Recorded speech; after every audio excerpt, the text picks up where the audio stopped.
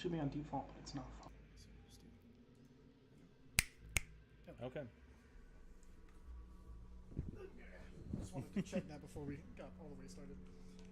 I appreciate that. Okay, so Richard, you prepare to yourself to concentrate on this orb. Orb. While Richard sits down and begins to look into this orb, is there anything anyone else like to do? Okay. Calm down. As Richard's looking into us, Quildrith, you look over and you see Cal rummaging through like a little knapsack. Hey, oh no. Cal, what have you got there? Oh, sorry, I forgot to mention. I found my equipment. It's not much. They rifled through most of it, but got a few odds and ends. Symbol of Sarenrae, which I think they overlooked because it's kind of small, and this. And he holds up. He pulls out of the pouch a goblet about yay big, very ornate, gold, silver linings, and gem encrusted around the side. Would you say that's worth about enough to do a feast with? I kind of turn over and look at Renova. Because he was you had the fucking hero's feast, right? Actually, Cal had the hero's feast. Oh, is that enough to do the hero's feast? That's what I bought it for. I can't believe it's fantastic. I am. Try hitting reconnect. I didn't for me too. Well, is this some good news finally? Right. Okay. Well, I guess we'll just wait and see what Richard's got going on. And unless anyone has anything else, I'm going to boot everyone out of chat for a minute. Can we just in the background? This is a short rest, right? Yeah, if we were just all going to share it. Okay. Okay, but only he can react. Yes, exactly. And then, so in the background, can we just say I'm doing my inspiring leader? I think you already did that last time because everybody should have. Okay, perfect. Yeah, because everybody got their 18 perfect. temporary hit points. Okay, so Jess, TJ, and Ty, could you all pop out of chat for a minute, please? Okay, I'll be. Yeah, then I should come back. There's probably some reactions that are going to happen. So, well, unless we want everyone to stay in, but only Richard reacts. That's okay. Ty, come back. All right, fair enough.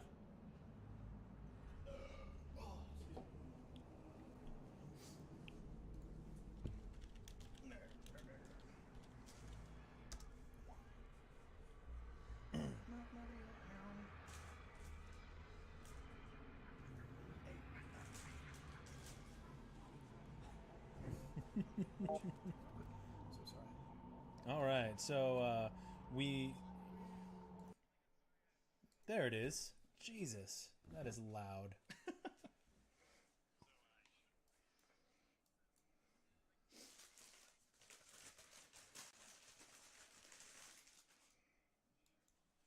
Yeah. Okay. All right, so orb. Richard, you begin to focus on the orb, and the conversations going on in the room around you begin to become distant and vanish. The blackness from the orb completely surrounds you, and you are encompassed in a black void. And I need to pull up my thing. Here, now? Yes, it's below the camera. It'll be fine. Okay.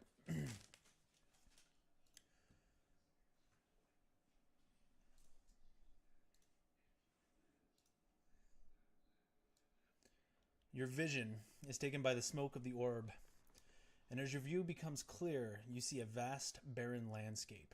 Craters and jagged rocks litter everything before you, and a foul stench of rot and decay and blood reaches your nose.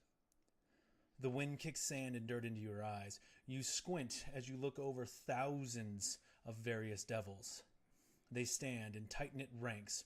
Rows and rows of bearded devils stand in front of you, spears down, readying themselves for an oncoming attack. In the distance, you see an incredibly large black mass start to cover the horizon, moving towards you. As you look to try and see what comprises the opposing army, hundreds of spine devils rush right past your head in various formations, headed straight for the black masses. You feel a hand grasp your forearm. You turn to see an Aaron Yes, wings folded, armor dirty, but still solid. The horde approaches. The bleeding shield should hold them long enough for the spine fury to thin their number considerably, and the holder's dread is in reserve for prisoners. A voice comes from your mouth, though you had no intent to speak. Very good. This attack has been long coming. Avernus shall not fall. And as you look back to the battlefield, you see that black, writhing mass begin to split and form into battle formations. Demons of the abyss gather before your army, ready to slay every devil in their path to the prime material plane. You let out a mighty roar, and the bearded devils charge forward without hesitation. The flocks of spine devils above you start raining down upon the masses, friend and foe alike. You watch as the battle drags on. Your forces, fierce and stalwart in their defense, but the enemy seems endless and driven by bloodlust. Your forces begin to push them back. Suddenly, 2 bone devils land before you, bloodied in panic. My lord, the hordes have split their force. Another contingent has broken our right flank. The Watcher's tower has fallen. Anger surges within you. How could they be so foolish not to predict this? What? You grab the bone devil by the neck and you lift him up. Clear above the ground, you pull him closer to your face. And you fled like a coward. Captain!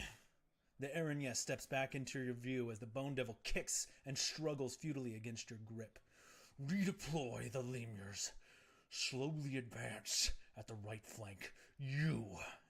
And as you look at the other bone devil, not currently strangling, gather what is left of your forces. Support the counter-assault from the air.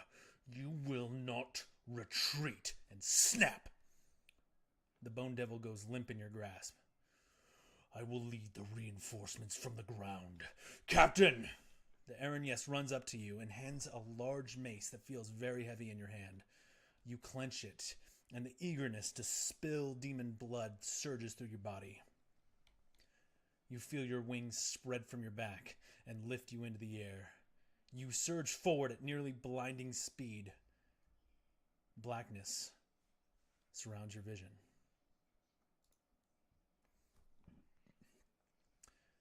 In a snap, your sight returns to you, just in time to see a great axe swing curving towards your neck. You pull back to counter with your mace, crushing the skull of the demon before you. You swing again at another as it charges you with its spear. You hit it so hard that it actually flies back into the writhing mass of demons beginning to surround you. Suddenly, you feel a blade cross your side. I need a wisdom saving throw.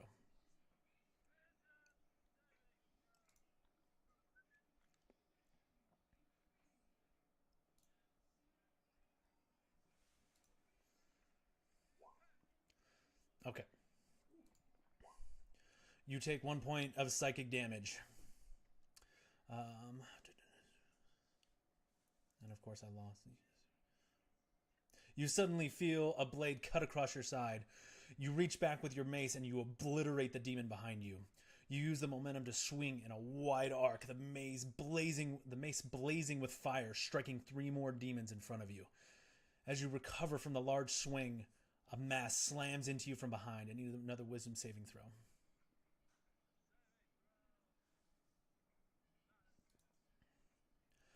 You take another point of psychic damage. The mass slams into you, throwing you to the ground. You flip over just in time to see 2 Garistro bearing down on you and starting to tear into your body. Wisdom saving throw. They're like a large bull type demon.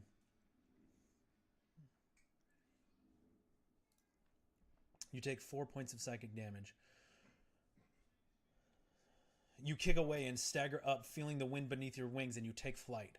You look around and see that there are very few bone devils left in the sky, and you watch as 2 Aaron Yes are grabbed from the air by another pack of Garistro and torn apart. You watch as they are torn to pieces, and intense anger burns inside you. Your vision narrows, and your only thought is of destroying every demon that you can.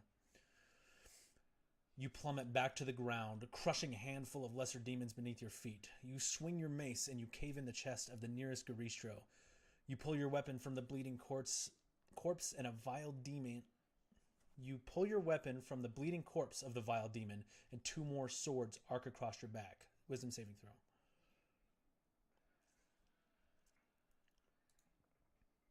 One point of psychic damage. You reach out, grabbing the smaller demon, and squeeze the life from its body. It screams, lashing out at you, and the screams quickly turn to a gurgle as blood begins to pour out of every orifice in its face. You use its limp body and you swing it at the other Garistro, crushing another demon with your mace. As you pull your mace up for another attack, a chain is felt around your arm, immobilizing it as 4 spears pierce into your chest. Wisdom saving throw.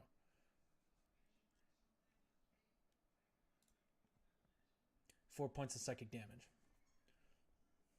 The pain causes you to drop your mace. You swing your arm forward towards the demons holding the chain. They lurch forward, freeing your arm. You grab a spearman and rip him in 2. As you tear him in half, you see too late another Garistro charging you straight on, and slam! Another wisdom saving throw.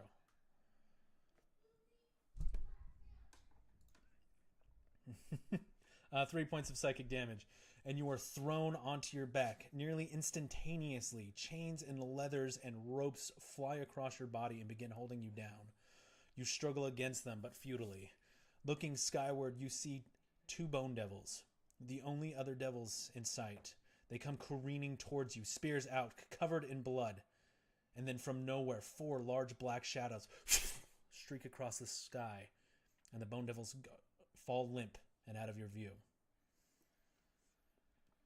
Demons of all shape and size stand above you. Your battle is lost, and you will soon be dead, and Avernus may fall shortly after. You tense your muscles, trying to break free of your chains, as you see a demon.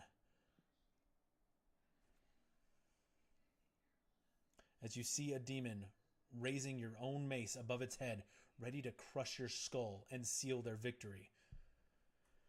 Boom! An impact as sudden as it is large is heard and felt just off to your side. The shock sends all the demons around you flying. A blazing light is seen. I need a wisdom saving throw.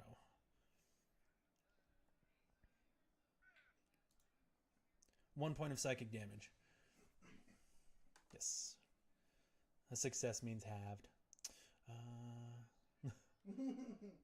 And that light burns, a sensation you are not familiar with. Your chains are loose, and you begin to stand and look towards the crater. And you see a woman, clad in bright, shining armor. Trails of blue cloth flow behind her, and an impossibly bright light emanating from her. She spreads her wings of shining blue feathers and leaps forward, crashing into the ground again. You watch as countless numbers of the horde fall before the celestial being. She turns towards you and cuts her way through the masses, demons falling before her as if they were paper. You stand just in time to see her leap once more, and she lands right in front of you. Wisdom saving throw.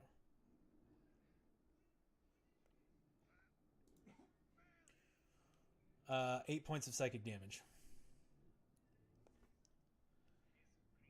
As she impacts the ground, you catch a glimpse of her face. And Zariel stands before you. And as you look at this face, everything is quickly clouded in smoke again, and you feel yourself being pulled out of the orb.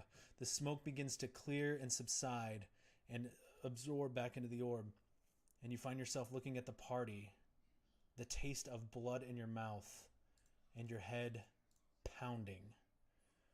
The rest of you see Richard as soon as his eyes seem to go roll back in his head as if he's in the orb.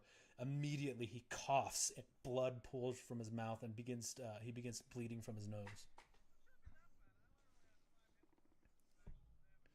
It's like it's like you bit your lip really bad and a bloody nose. Damn. You all right there, Richard? I don't think. Can you just tell us what happened in that one? That looked extreme.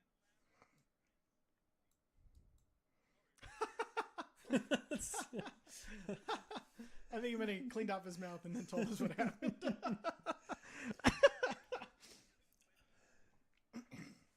Okay. Zariel, since you had looked into the other orb of memory, you recognize it as the injured celestial that had been given power and purpose by Asmodeus. Oh, so Zariel. You said she had blue wings this time. I can't remember. Did she have blue wings last time? Or were they just fire? I thought they turned into like fire and gouted from her back. Is this before her fall? Oh, it's true. I thought you did. Well, we all technically did off screen, yeah. Oh yeah, you're the one who didn't.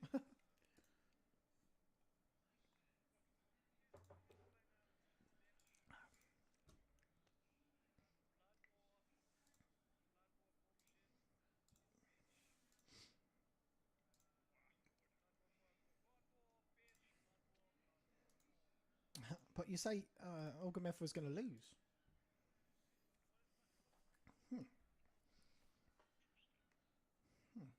Oh wait, so does that mean Avernus wasn't always under the same leader?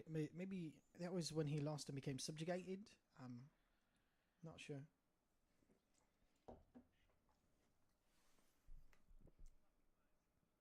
It says, I remember flames, I just don't remember the colour. I think blue might have been before her fall.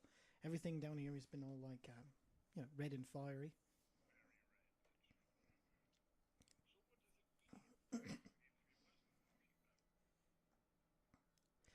Well, did she look like she was going to kill you or be on your side?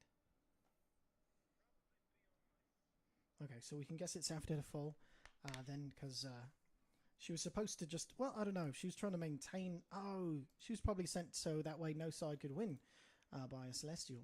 Because if they did win and united all of hell and all that, then we'd have a serious problem up top. So it might have been before her fall so that she was sent to balance it out. And then, that's when she got all kill crazy and fell... wanted to kill every demon, and then made the blood pact and everything.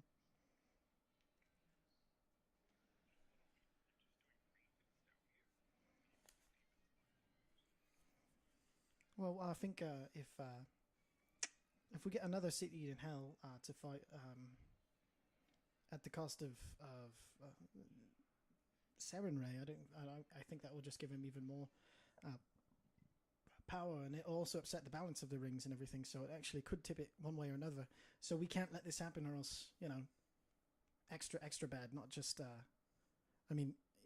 hard to say, but worse than the loss of Sarenrae.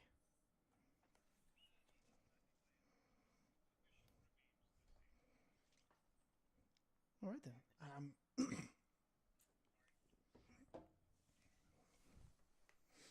Yeah. Well, hopefully, yeah. And although I will say, with this being an Orc-skeleton, I don't think the illusions is they're not stealing people from after they die into the afterlife. So anybody else we see that we know for certain we saw die, we probably know that that's a lie. Did Walter die? Was Walter dead or alive? Okay, so we can take dead as an illusion now. I don't know how, but dead is an illusion. All right, so there is lots to explore in this prison. let me continue on our path.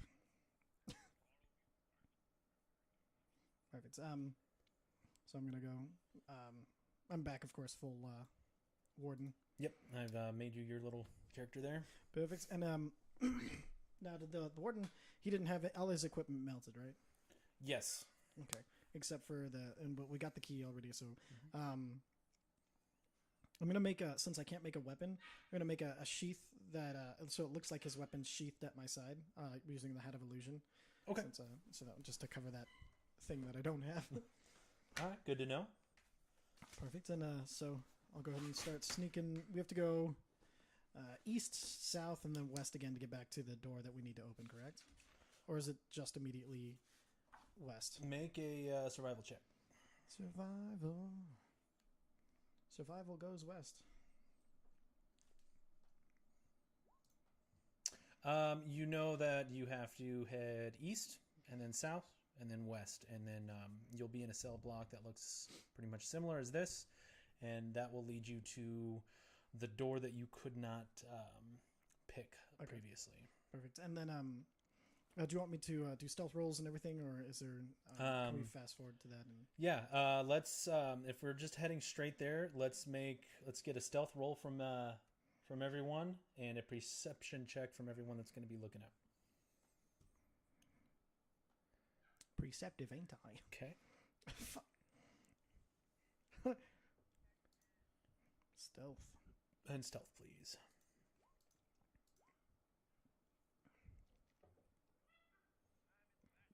I can bring that up.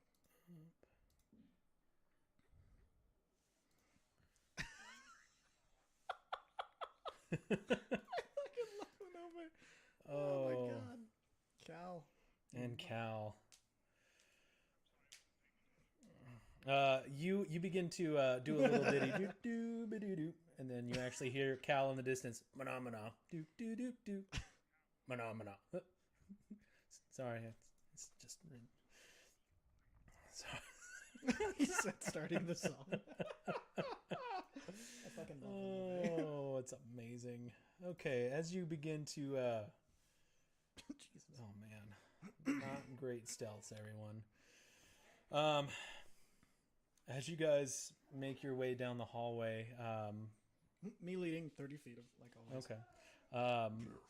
Excuse me. We're gonna put you guys. We'll put you there. And we're gonna put everyone a little bit further back behind the corner. So if you guys scroll to the right, you should find the party again. Oh, thank God. Okay. If you want to correct any of your placement. Whoops. Yeah, marching order wise, feel free.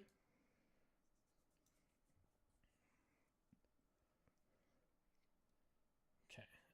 As you begin to make your way down the hallway, Quildrith, you hear what sounds like footsteps coming from the south and the rattling of chains.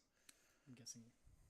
Is this chains that I know I can by now identify as a chain devil, or do I just guess that? I mean, they're chains. Okay. There's nothing particularly chain devilly sounding to chains. I'm just gonna assume you're suspicious of a chain devil, and lo and behold, you see one come walking past.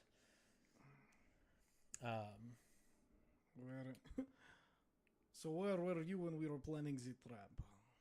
Make a performance check. With advantage, because I spent a minute with it. It was almost not worth it, but then it was. Nice. Sorry, Warden. I heard singing coming from the cell block. I figured I should investigate. The cell block where? From the direction from which you're coming. I heard no singing. Lead the way. Make a deception check. Deception. Okay. I'm even rolling well, which is great. I think I heard it coming from this way. And he begins to snap to and begins to turn the corner, and as soon as he turns this corner, he just stops. I'm right behind him and I stab him. Give me a attack with advantage.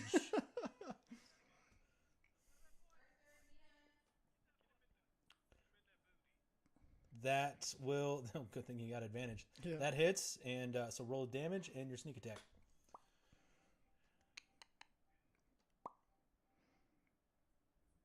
So... And then I'll pour a level 2 smite into it. Do it. Come on, kill me. I'm right here. So 32 damage. 32 damage. All right, and with that, we're going to switch over the music, and I'd like everyone to roll initiative.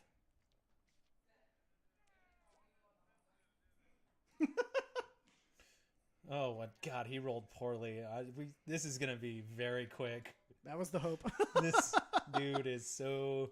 I was actually considering making him roll at disadvantage. Bold words for somebody within charging distance. This is a 32 damage. Yeah, 32. Okay. All right.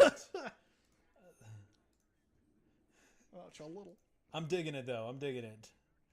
I'm going to turn this battle music down a smidge. It's just a smidge. All right. Actually, I'm going to turn the entirety. How's the music level for you guys? Okay. And you guys have the. If you want to turn it up on your own, you have a master control. Perfect. Yeah. Okay. Beautiful. There we go. Okay, Vinove, you are up.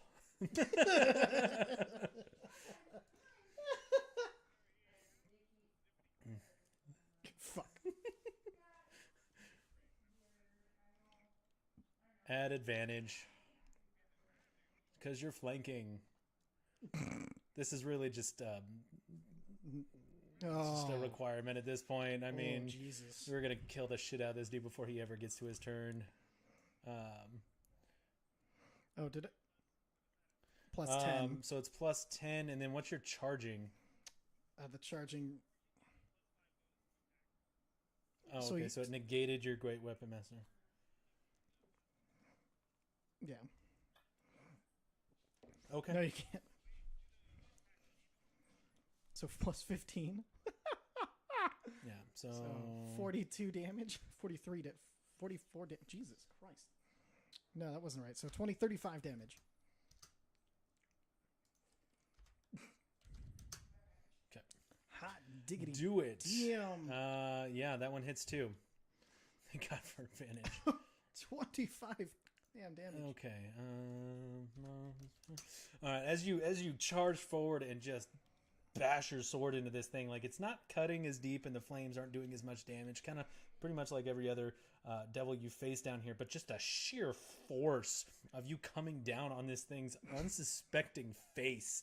You just pummel him down, and he is already looking really rough. Now, on Unties, does highest dex win? Who's got the higher dex? That's going to be Probably me. Quildrith. So Quildrith, you're up. I'm going to stab him. Oh, sorry.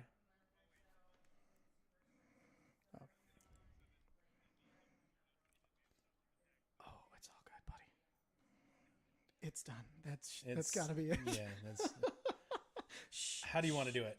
I mean, I'm not even going to bother looking at the points. Okay, so he's dead. yeah, so basically after stabbing him, watching Vinove, I'm just going to do a quick and merciful off with the head, and then and as he looks off at the head. So this thing just kind of scared that he's getting bossed around by the warden, is like turns this corner and is just stabbed in the back, and as he looks up he sees this giant fucking blue thing just charge down the hall. Wham, wham. And then right as the chain devil begins to look up, like, what the fuck is going on? Look behind you, and he turns just in time to see this bright light. And it doesn't seem like anything happened. And then the head just slops off to the side and the body falls limp. I always forget I can do that. And we are already at a battle. Okay. All right.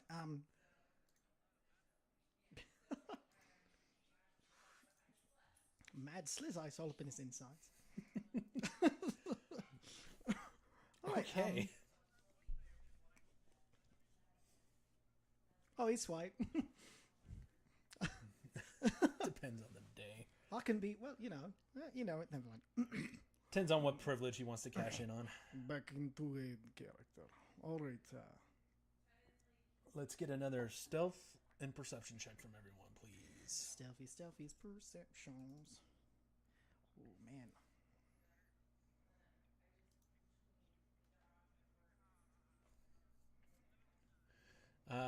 Genevieve, can I get a Constitution saving throw, please? Oh, No, just from Genevieve. You crit failed. Your eye is going wonkadoo. Bananarama. Staring at that ass.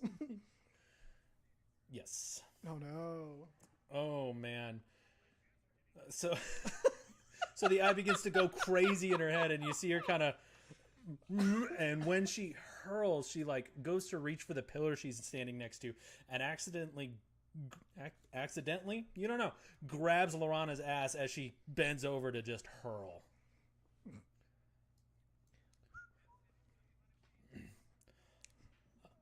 No one rides for free.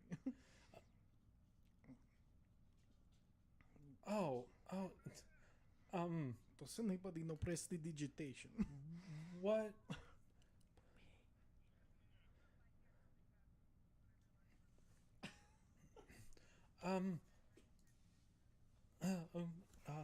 Are you okay?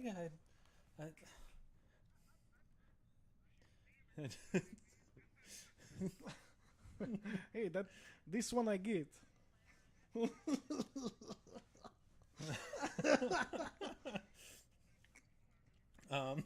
I scrutinize. Lorana hands like a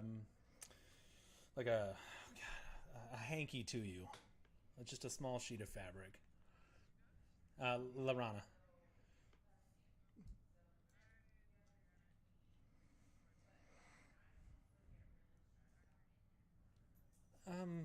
In case you need it again, why don't you keep a hold of it? The puppy wanted to come and hang out, so he got in his pen. Nice. Splat. It smells no different here, by the way. All right, then. All right. Let's take a look at these rolls real quick. Yeah. Okay. So you make it the rest of the way pretty all right. I'm gonna move your guys' tokens to the lower cell block. I'm in a very zoomed out mode, so if I it's the lower left hand portion of the map, and then you guys can adjust your marching order as you see fit. Perfect. I gotta zoom out so I can see. Okay, I see.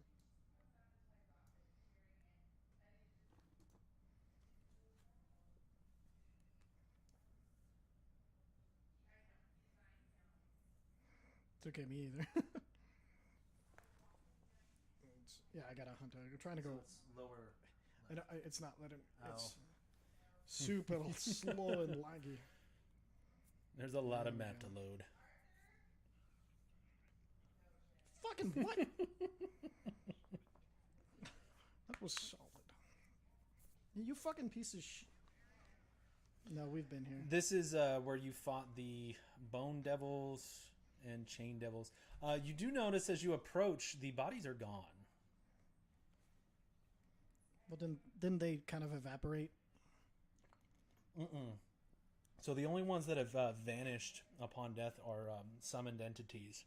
So one of the two Bone Devils vanished. Well, didn't the warden? No, the warden's weapons vanished. Oh, okay. And the Aaron Yes vanished. But the Aaron Yes, her sword disappeared, right? The Aaron Yes vanished entirely. Completely. Okay. Yeah. All right. Well, Is everybody squared away? All right. all right. Conceal yourselves. I will try to open this door.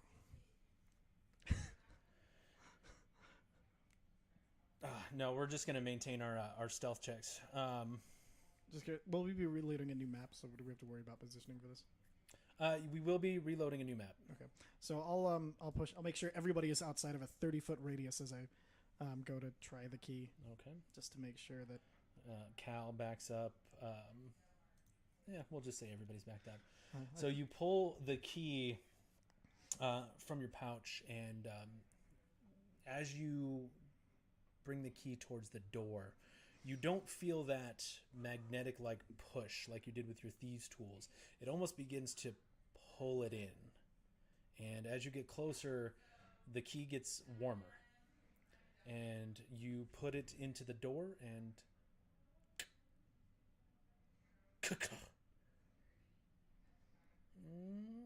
and the door just shifts ever so slightly, just enough to let you know that it is unlocked. I try to peek, super sneaky peeky, around the door. Roll a perception check. That was a ridiculous sentence. I shall never Sneaky phrase peeky. Wibbly wobbly, timey wimey. it. Oh gosh. You see, This is a good sneaky peeky. your sneaky peeky has revealed to you a hallway and what appears to be statues lining either side, approximately 15 feet wide, and a carpet. It's very dark, and a carpet lines the floor as it travels forward. Are there any skulls and candles that like the previous wing? Not that you notice. Is there anybody else in the room that I can see? Not that you notice. All right, I am going to crossbow bolt shoot the rug. Okay, roll an attack.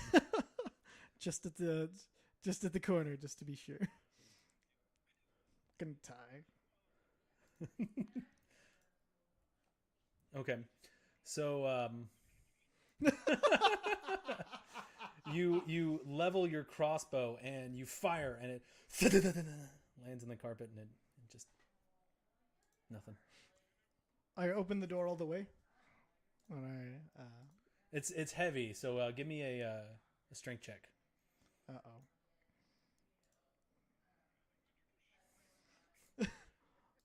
Like, I critted at a 19.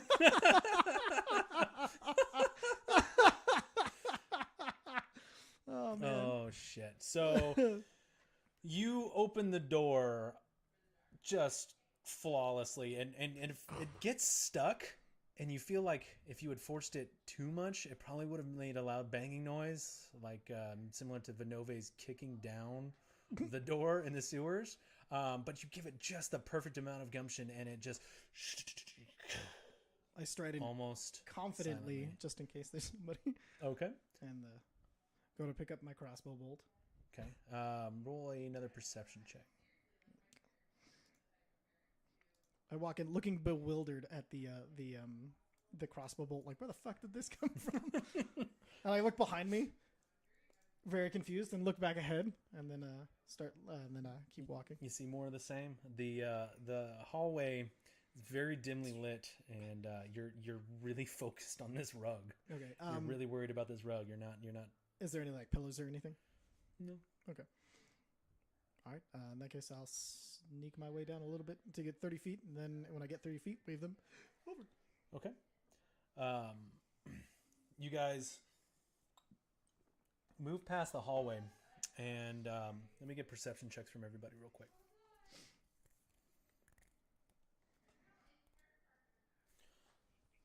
Damn. Oh shit. I can see clearly now.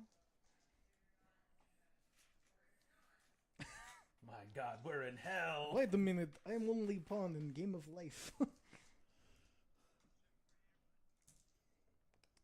Yeah, she does not go spinning and vomiting again. Okay, so you guys walk into this hallway, and there is a red carpet on the ground, and it is a little more intact than the carpet that had led into the prison. It is a red with purple and gold trim carpet. It is approximately 10 feet wide in this hallway that is about 15. On either side of the hallway, you see statues lining every 10 feet or so that go down. And they are in various states of decay. Vinove, you notice that as you enter, the statues seem intact. And there is noticeably 6 different statues. Some with they are wearing different armor, but after the first 6, it just repeats. And then as you go down the hallway, these same 6 statues repeating crumble and break more. And as you go down, they're almost totally just in rubble at the feet of their pedestals.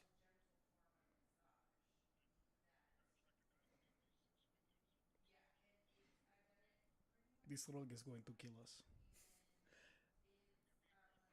Sorry, you've ever heard of Rogue of Smithering?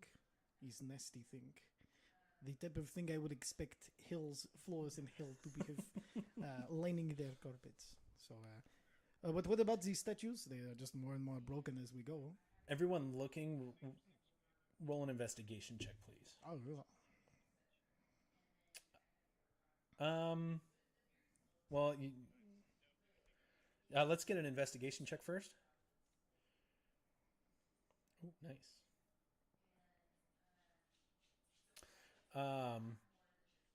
So, Quildrith, you notice that there are 6 distinct figures that seem to repeat, 3 on each side. Vinove, as you're looking at them, you realize that the first one, he's wearing a heavy plate armor, and on the chest is a very clearly carved symbol of Sarenrae. The second individual is wearing what appears to be a half plate and a hood, and again a symbol of Sarenrae, but this one adorns the shoulder pauldrons. The third is wearing just a simple robe, and a giant talisman of Sarenrae sits on his chest. On the other side, there is an individual that appears to be wearing leather armor and holding a bow that has the elven word for Everlight along the shaft. The 5th one is a dwarf who wears a short, and he's wearing very heavy armor. And he wears a helmet that is emblazoned with the almost like a small altar of Sarenrae. It actually, like a little figurine, sits on top of it. And then the 6th is a very tall individual, either half giant or maybe Goliath, and his large belt holds the symbol of Sarenrae. This person in half plate, does it look like Cal? Not that you can notice.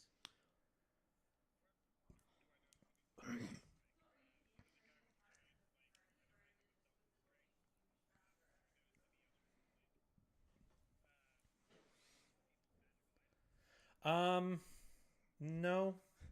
Well, let's see. I have hat. You have belt. Who has bow? Anybody have bow? Richard has armor. And then, what was the other one you were saying? You said there were 6.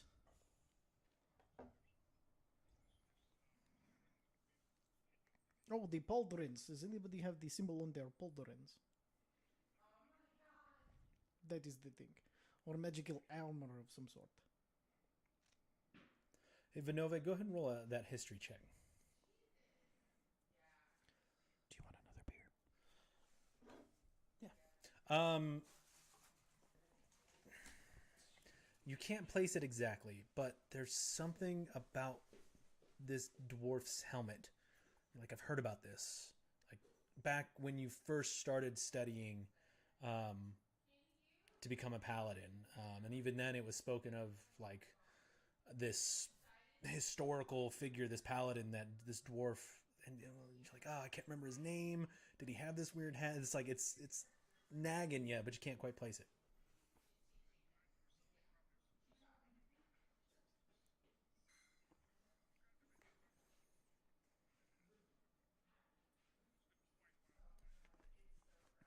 If anybody else wants to take a stab at it, you can roll a history check. Thanks, sir. You want to roll a history check too? Magnificent Six. Is this what this is?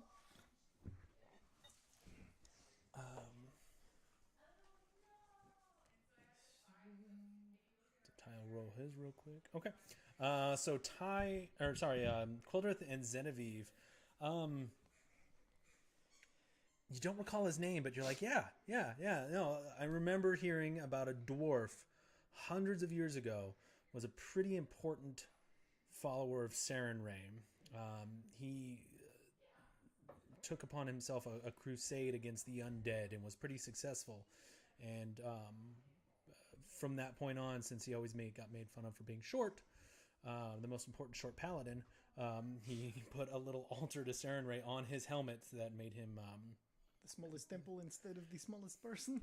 pretty much. That's adorable. But yeah, but looking at the other ones, like you can't quite place them, but you get the feeling that these are historically significant paladins for the faith of Sarenrae. Hey, Richard, what is biggest temple to Sarenrae that you know of?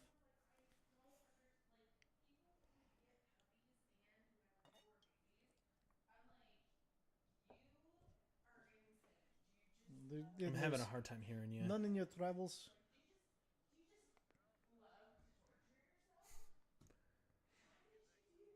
That is fine. We can share it. Well,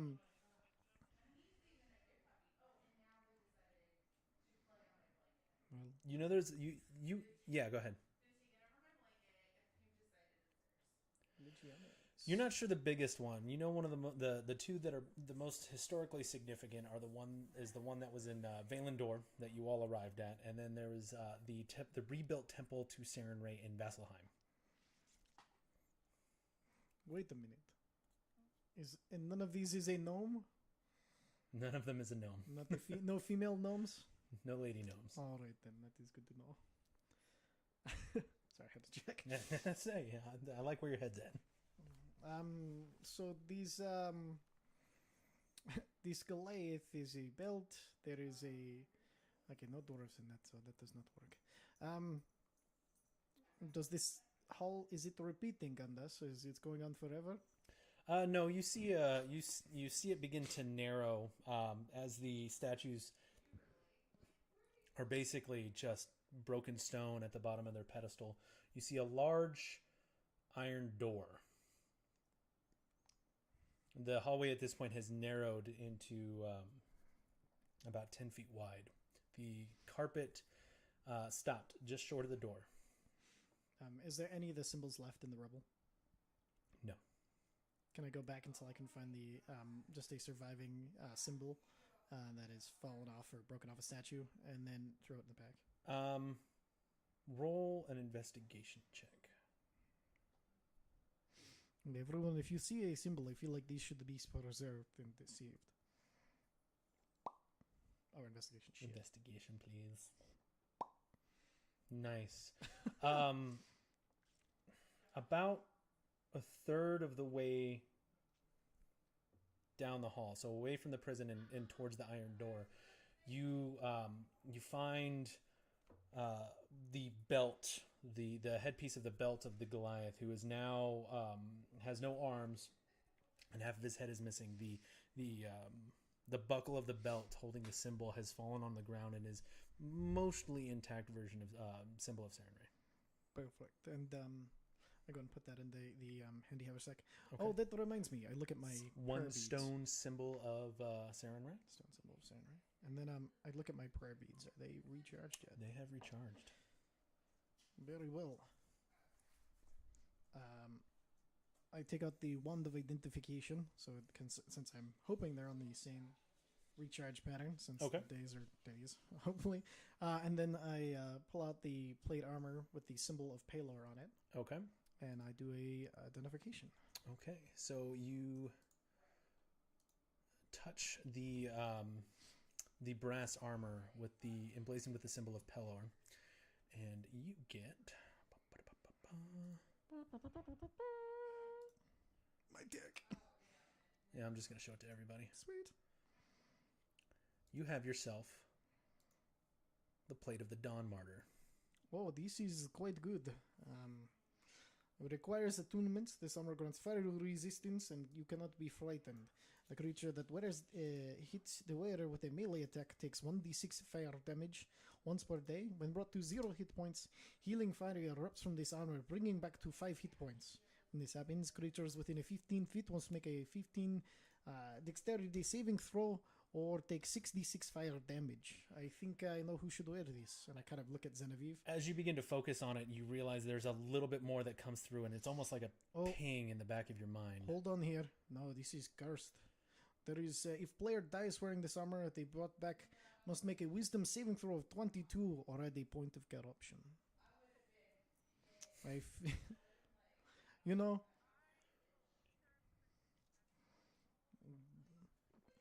this does seem to be your story and perfectly fits to you.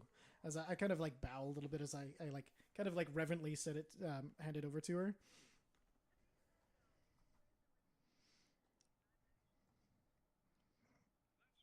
Does anybody know remove curse? That you can remove it from the item.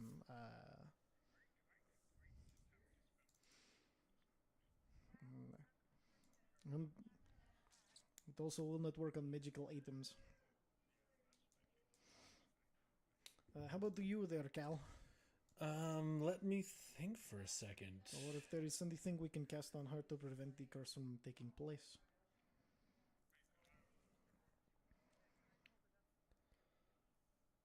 I would guess 10 minutes. An hour. An hour, actually. We could take another short rest before we continue on. It seems quite good. I think the +3 to the armor, the +3 of the armor is one of the main things. Not only that, the whole keeping brought back from death. No, can you, and the wisdom, is your wisdom high enough to even do this without taking corruption?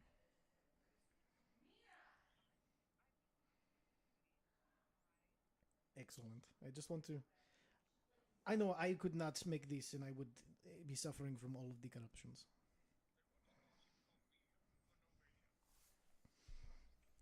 Is that because you make so many jokes? Perfect. Alright. So in that case, I say we wait for her to turn the armor and we head forward on our journey. Is there anything else in the bag that I didn't identify? Except that is still...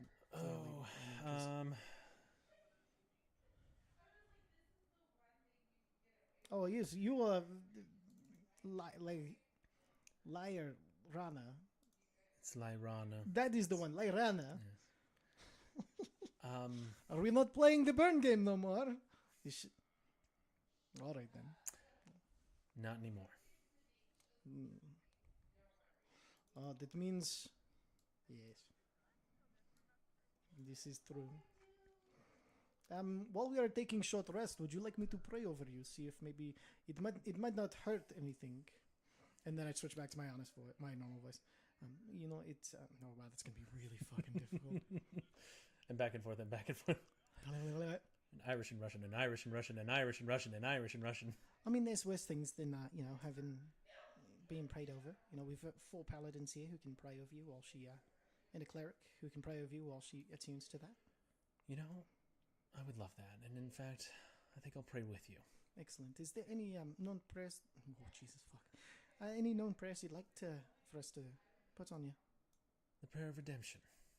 Appropriate and perfect. So and then I also so I pull out my own personal book, and then I turn to the prayer of redemption, and I start get everybody to kind of I get out the oil, put it over her forehead. And then, does she have any armor with symbols on it still? Yes, her plate armor has the symbols on the. It actually has 2 on the chest plate. Perfect. I put it on every symbol that I see of Sarenrae for her, and then just a small amount of oil on the top of her head, and then I lay my hands over on her head, and I'll have her sit down, kind of cross-legged, and then place my hands over her head and start the prayer of redemption with everybody around me. She sits down, cross-legged in front of you, her hands out and her eyes are closed in the typical fashion of someone receiving a prayer or blessing. And you notice that as you speak the prayer from the book, she actually begins to speak it with you by heart. Perfect. Then, as I see that she's taking it by heart, oh, actually, I have both hands on her head, so I can't even read them. So I close my book and just continue with the prayer. Okay. And then, Does anyone want to roll hit dice while you guys take this short rest? is this something I'd know?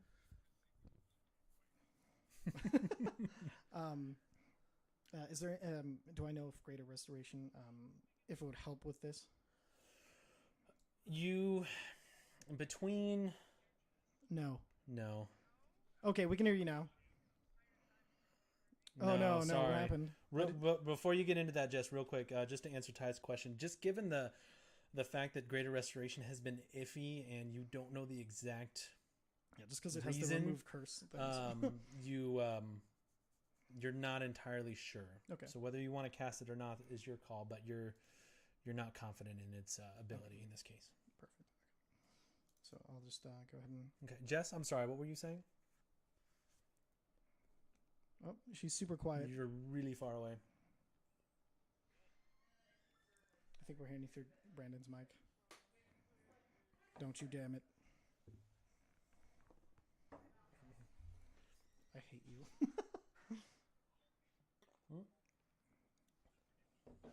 Bloopity bloops. Blippity bleep blop bloop. Touch me. Oh, make sure you become- mark in your inventory stone symbol of Sarenrae. Did Crumbled stone symbol crumbled? of Sarenrae. Okay. Yeah. Oh, I put stone. I put crumbled. I think Richard just lost his. Now Yes, got we can hear you.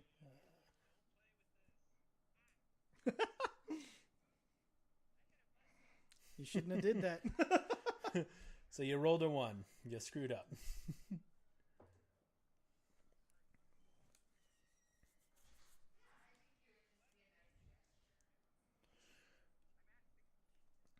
So you can add. Probably the easiest way to do this would be to add plate armor to your inventory in D&D Beyond, and then you're going to add 3 to that number, and then just keep the plate of the Dawn Martyr handout ready or available. That way you can reference it, because it's not an actual item in D&D.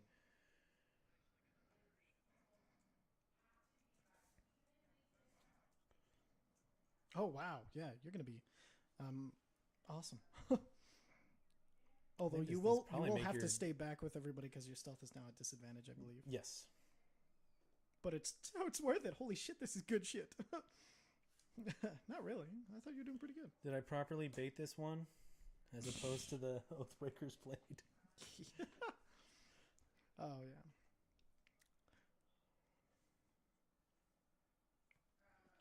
Right, and then and I know the broken shield's no longer magical. And then do I still have that supreme healing potion?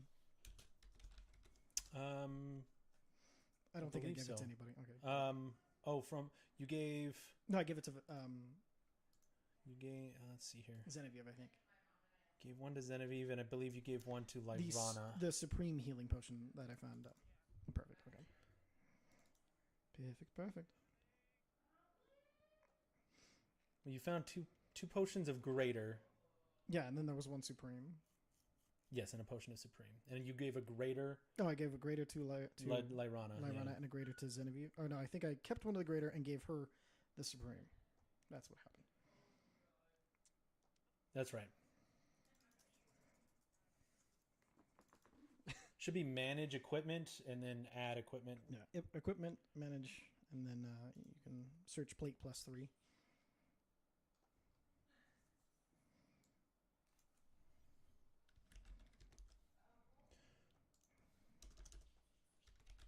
Damn, dude, plate +3 is it's a fucking legendary.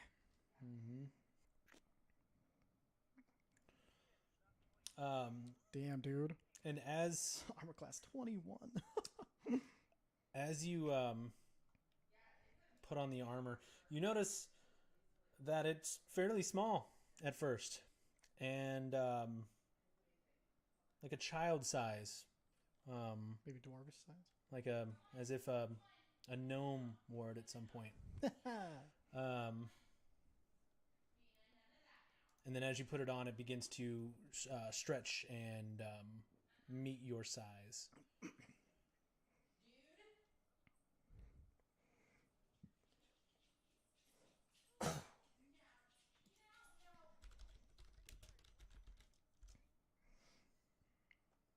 Yeah, dwarf or a gnome. You don't think it was? Did our prayer finish up and everything? Yes, you finish your prayer and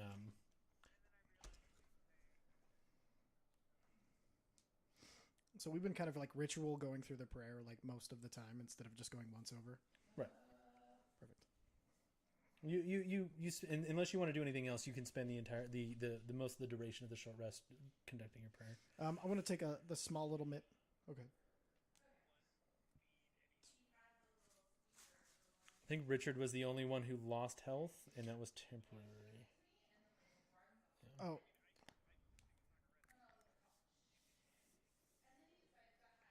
Actually, I could also do my. I can do my little speech again. Can I just use the prayer as my inspiring leader and give him his 10 hit points back? Yeah, sure. Perfect. Yeah, that'll work. Sorry, plus 18.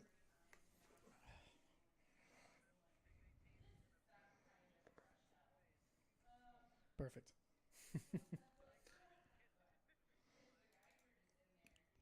Makes sense. All right, so.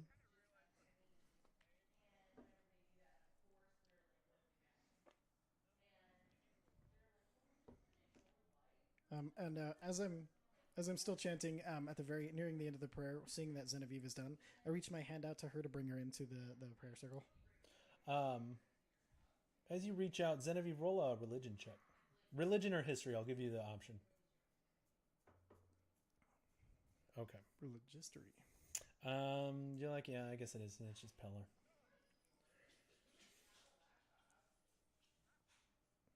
Apparently. All right. So, unless you guys have anything else you'd like to do with your short rest, we'll wrap that up. And what would you guys like to do now?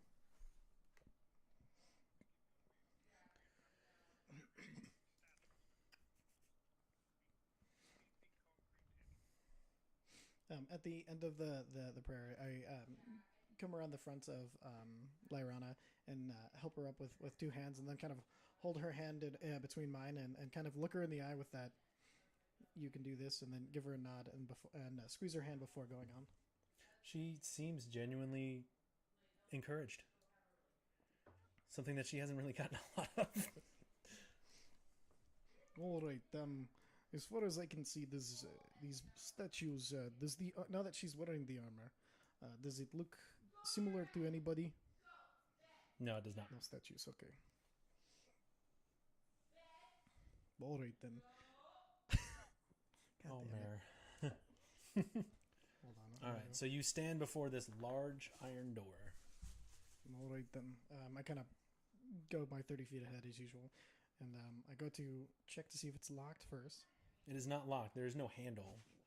And is it grate or just solid? It's solid, and as you look at it, roll an investigation check. Actually, Investigation. Say nuclear vessels. No. Nit. It appears to be one that moves upwards. Well, like a garage door. The lock on here is probably strength, but I feel good about my strength recently. I opened the shit out of that last door.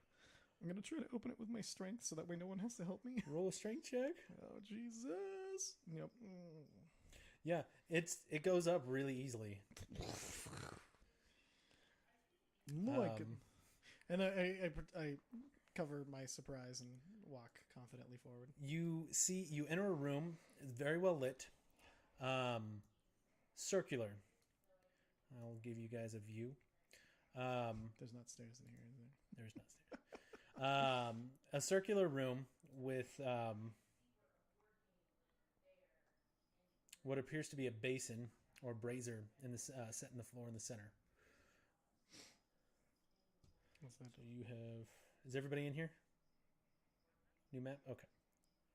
I noticed there are chains on the walls, about 6 of them. And then is it a brazier like fire or is blood in there? There is. It is an empty brass brazier, lined with dark iron inlay. All right then. Oh god, this is so dumb. All right, I'm going to walk. I'm going to walk basically to about there. Okay. Just trying to stay out of the range of any chains because I know what chains can do in hell. And then see if I can get a closer look and see if I can detect evil from using my sense good and evil. Okay. Can you click that for me real quick? Yes, divine sense. One moment. I should know that one by now. It's used so often. As you begin to move into the room, Cal actually kind of just positions himself just inside, just in case.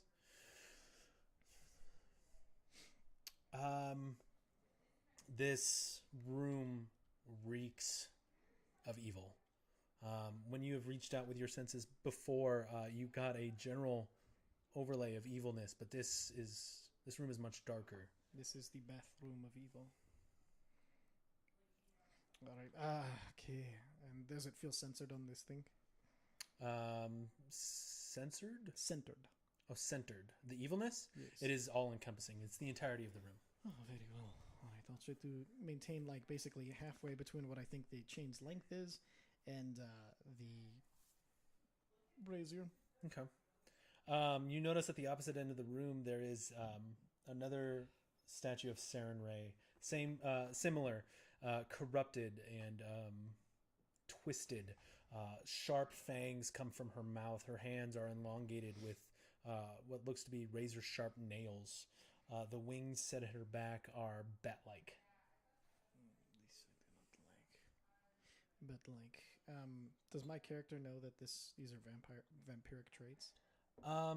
That you're not getting so much of vampiric, but demonic. Fiendish. Fiendish. Okay. Is she looking like an Aaron? Yes. Kind of an Aaron, yes. Like a corrupted version of Saren Ray. Oh, okay, perfect. Like if Saren Ray really wanted to cosplay an Aaron, yes. Okay. As I get to about here, I subtly try to wave everybody, people. No, I don't. That would be stupid. Oh God, I forget. What did we do with the other smoking Saren Ray symbols? Did we cast anything on them? I forget what we did. Are you asking me, the party? I'm asking the party because. Does anybody remember? Did we ever fix that, or did it just keep smoking?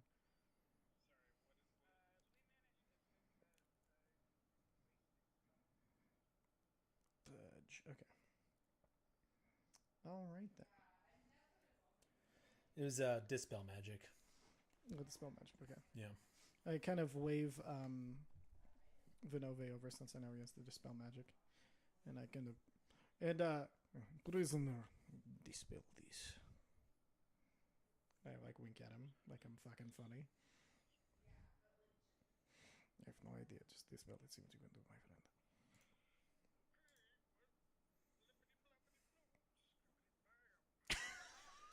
I did not know you were related to them. The black smoke emanating from the statue subsides. And then I reach up and grab him by the neck as close as I can get in my current form, and very well. Now move the statue, and I kind of like push him forward.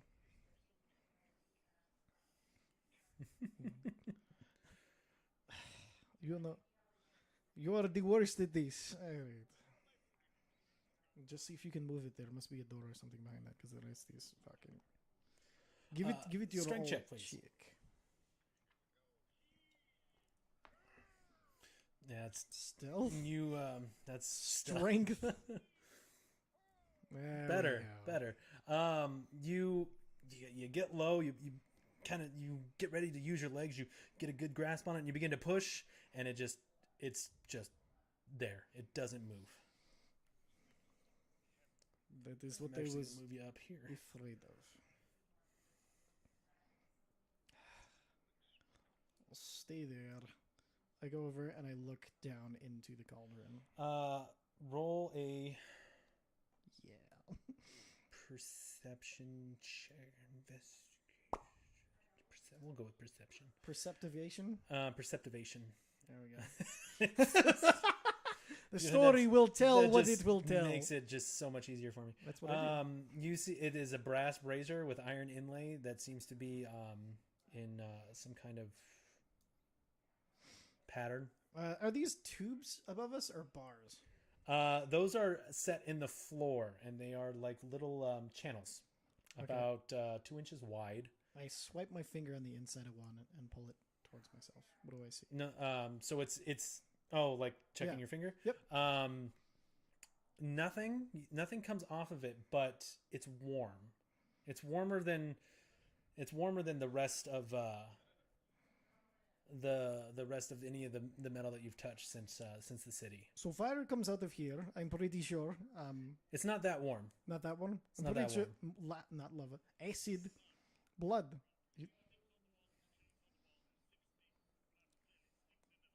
So you're saying we must. Well, actually, maybe that is only way to open is go to the different places and plug ourselves in and let the blood flow from us.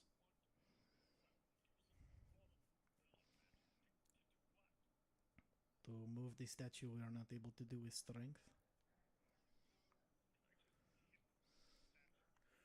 Yeah, I have no problem an with that. Do it, my friend. Charge it so you can get the most amount of damage to the.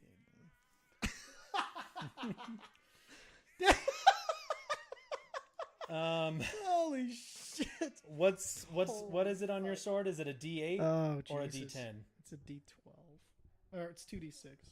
What's your damage on your sword? Is it 2D8?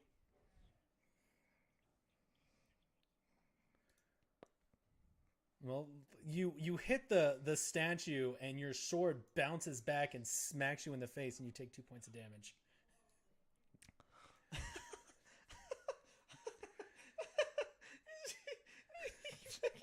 You were running. And they yell, "Oh, do it again!" Yes, this was fantastic. If you're gonna do it again, roll another attack. Well, that is impressive. But if you're going to sacrifice, oh Jesus!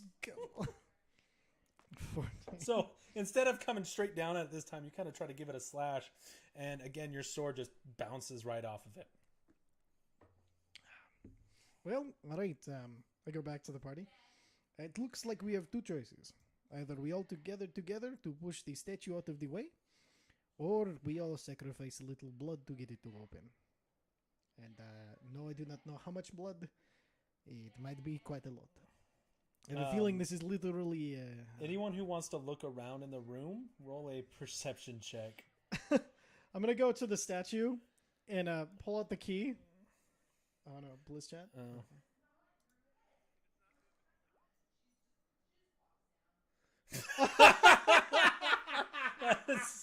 That is accurate. 10 out of 10. Beautiful. Oh. 10 out of 10 with great Fuck sword yes. again. All right. I'm going to look for any keyhole that I can use the key on. Okay. As the statue. So Okay. So perception investigation. Okay, so Perceptication. Vinove and Vinove and Genevieve. Excuse me. You walk in the room. Richard, have you walked in the room, or are you hanging out in the hallway? Nonchalantly. Okay. Roll a perception check, Richard, specifically for the hallway.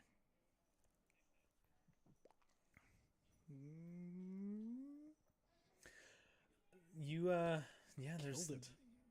the Every now and then you look at the statues and you're like, is that a shadow from the statue and the torchlight, or is that a no? It's just a shadow. It's fine. And feeling confident that nobody has followed you, you walk into the room, and as soon as you pass the iron door, it slams shut behind you. Who did not see this coming? Genevieve and That is good one. Keeping spirits high is good thing to get through hell. Genevieve and Vinove. If you're looking for a key, I need a keyhole. I need a investigation check. So good. Yeah, you don't find a keyhole, Quildrith. Genevieve and Vinove. You're looking around. Yeah, I see them. You're good. You guys are good. You're looking around the room and kind of 21. taking a minute and looking around and kind of seeing where the pipes go. You see a bunch of different things. So the brazier that sits in the center of the room, it is brass with iron inlay, and the drainage channels that lead into it are at a slight incline, as if to pour into it. You follow those back to the chains, and you realize that these are not attached to the wall, but actually go through the wall. And through the stone, there is a small or a hole about We can see 4 to 5 inches in diameter, where the chain goes into, and it is directly above the drain, and that drain is blocked at the wall with a very thick iron grate, but it's only about 2 inches tall. Above the hole where the chain goes is like a slit, a crack in the stone that appears to view into another room. And then, let's see here. Vinove, you realize that there is... do you speak Infernal? Okay. You see strange yet familiar symbols around the brazier. They are difficult to see at first because they are actually inlaid with the iron.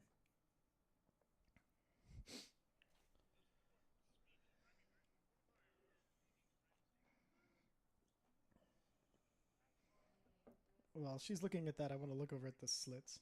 Okay. Roll a perception check, Ty. Cool.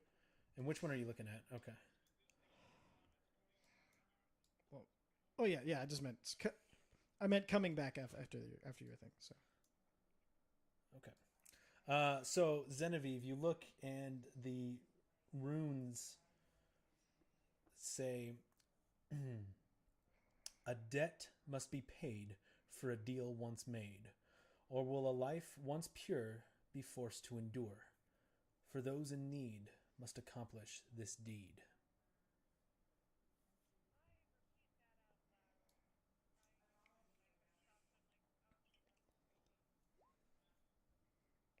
Perception.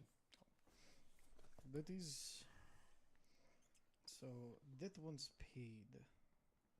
Oh, that is very, very interesting. Fuck. You are. It's a crack in the wall. You see through the crack another room. You can't quite see what's going on in there. You there, get me the blood I need. Are you just yelling this into the other room? Yeah. Okay. You Do not make me kill you, prisoner. you yell this down there, and you hear a voice respond. Hello? Fantastic. I walk away from it and I try to just so there are people in behind these. Could I tell anything about it, like accent or anything? Exactly. Just the hello? Right, so it sounds like there are people attached to the ends of these walls. I think that is who they use the blood for to open these. Good plan. Everybody take a hole. No, that sounded weird. That's not what I meant it as. So if you Oh. guys are gonna pick one, please move your characters over so I know which one to respond with. Okay. Gross. Your brother sounds like a quite Oh, Johnny. the interesting dude. Um. Cal, don't forget to take one. Oh, sorry. You're right. Monk's up here. Sorry about that. So, what's your name? Kieran. Kieran? Anybody know Kieran?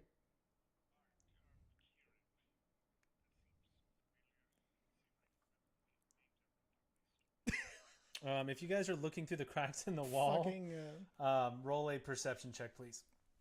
damn it, TJ. That's amazing. Fucking Tej. Oh, wow, Genevieve. Nice. Oh, actually, you know what? I've been forgetting to roll for your eye, and it's fine. Yeah.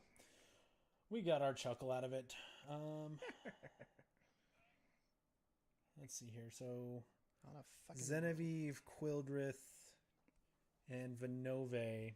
Actually, everybody, you see the room, a large, long room, maybe 30 to 40 feet long, is on the other side of this thick stone wall. It's very difficult to look through as the crack in the stone is only maybe about an inch wide and about that long in length. It is just a little viewing slot. Vinova, you kind of have to like do this weird hunch down thing to actually see inside of it.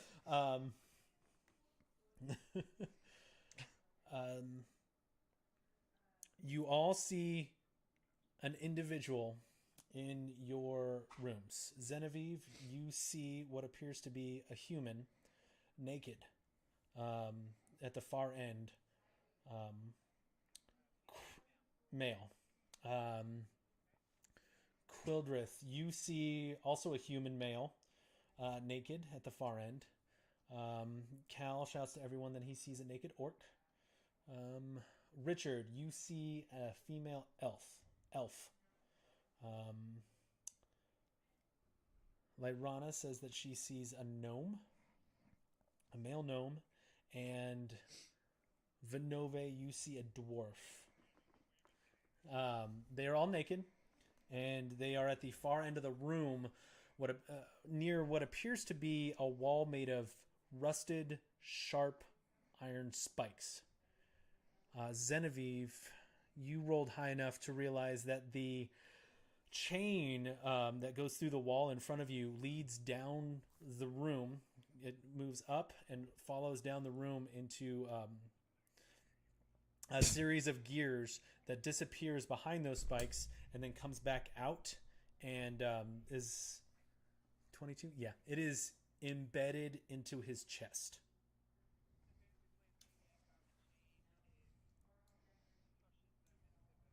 It will pull them into the spikes, yes. who said? Oh my god. Who said they had the dwarf?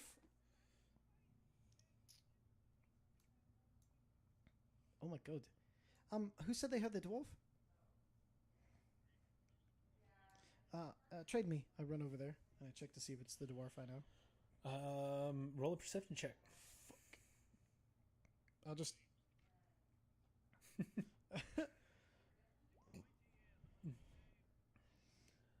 Richard, let's see.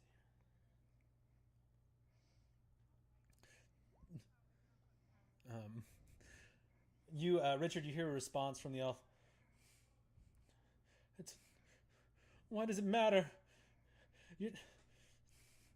You're just one of them. You should know my name by now, shouldn't you?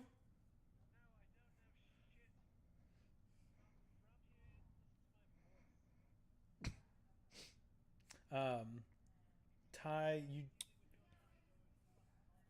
Fania, is that you? Mr. Goldhammer? There's not no gold hammer here, boy.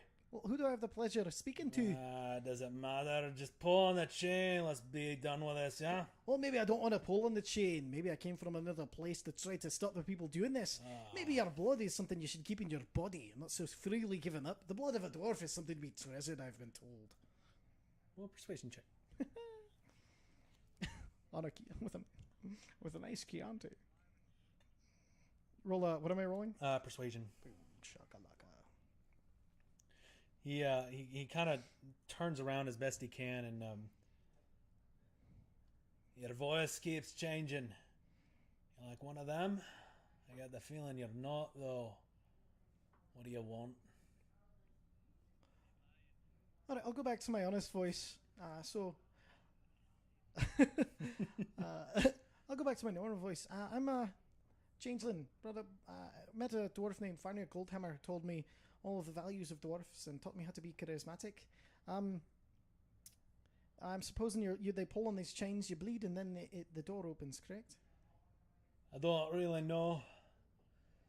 Been in here for a while. How long? Not sure.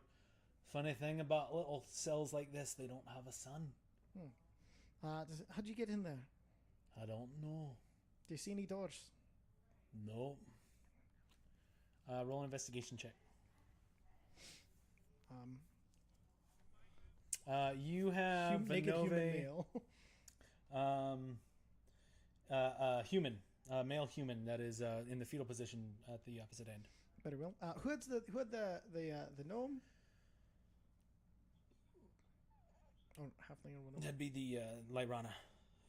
Well, they want to trade me. What? Dwarf will be back if we can get you out of here. Right. What? What do you want?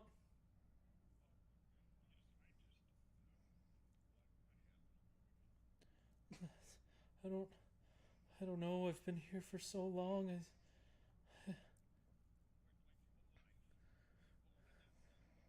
No.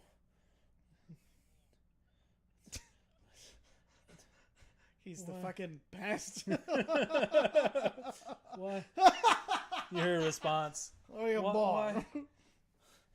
Why should I? Why should I trust you? Why should I give you anything?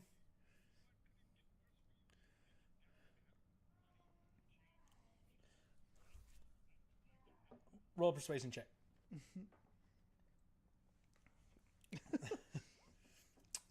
Well, damn. I gotta pee.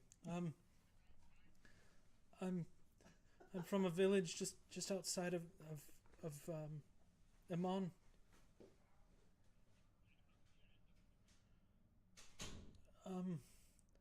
Well, see, I made a bit of a deal. I was desperate.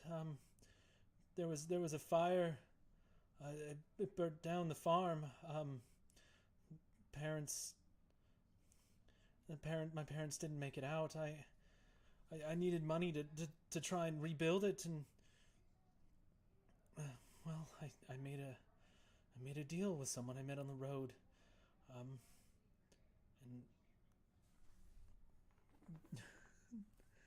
that yes, at a crossroads. But I guess I broke his deal. I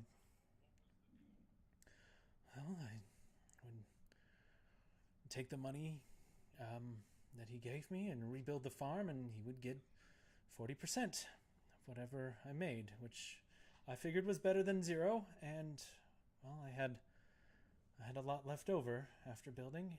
Made some deals, and I tried to open a potion shop, and apparently, and he took me in the middle of the night and brought me here.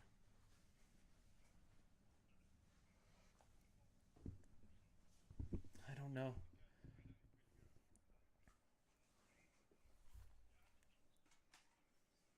No, it's hard to tell, but I'm honestly surprised I haven't died of hunger or thirst.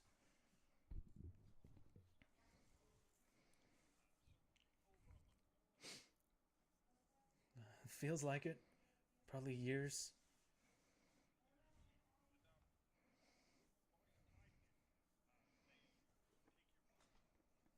No, I was spent most of my time in the prison. I was moved here suddenly, and I haven't seen anyone in so long.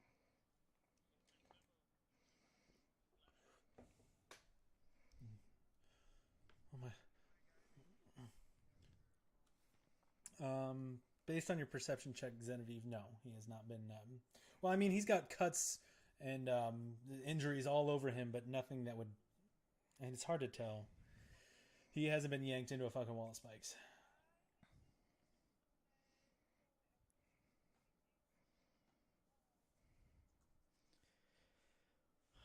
Well, what was the riddle again?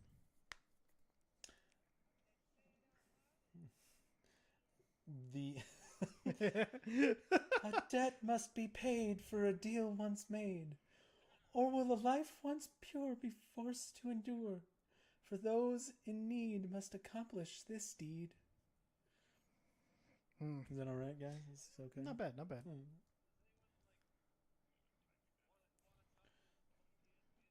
In a second, Lyrana, may I talk to that gnome?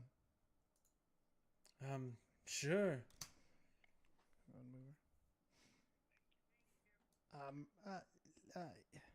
Thamtree, is that you, Mr. Brushgather? What? Who are you talking to down there? Are you at the end of the wall? I can't see you too well. Well, it's a bit ways off, isn't it? Tez? I'm just a wee little person, aren't I? Well, I mean, hard to tell from here. Somebody wants to get you out of here. Is that you, Thamtree, Brushgather? I don't know any by that name, sir. What name do you go by then? Roll persuasion check.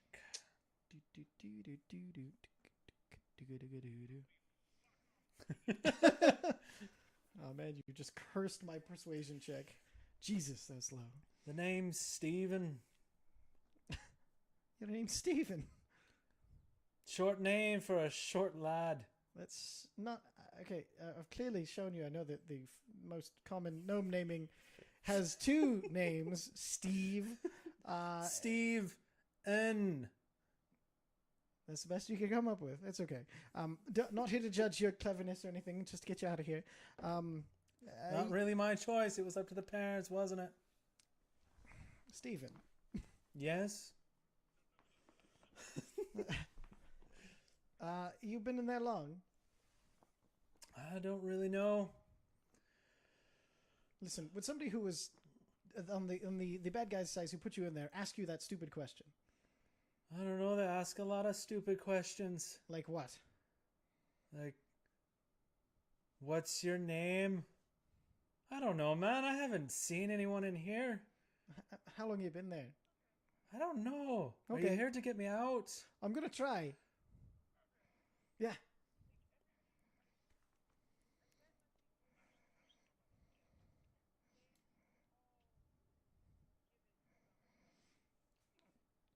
Did you make a deal with the devil?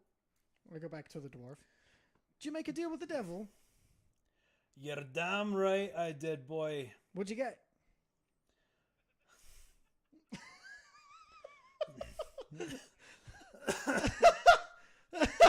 Not that kind of deal. No, I made a deal in order to have the power to defend my home. And what'd you trade it for? My soul. And when you died, you end up here? I didn't die. You didn't die. They claimed your soul early. The task was complete, so I'm here to pay the penance. All right then. Now the penance. If I can get you out of it, would you still pay it? I don't know about that. They might send those bastards back to me home. So wait, you're saying? I turn back to Genevieve. So you're saying they've made a debt, and if we don't do this,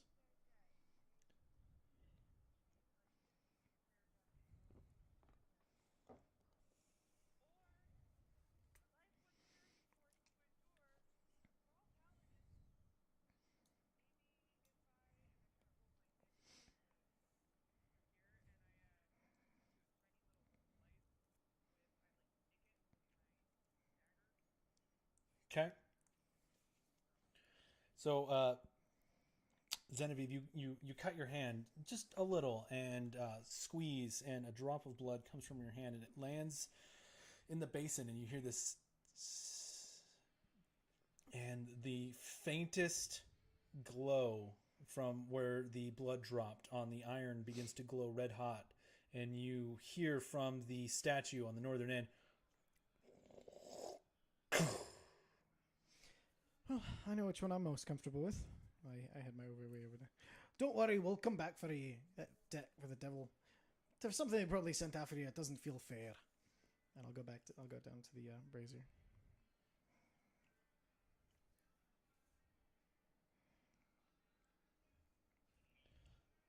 "What? You're a paladin? Who do you follow?" Sarenrae. Figures. And he turns away from you.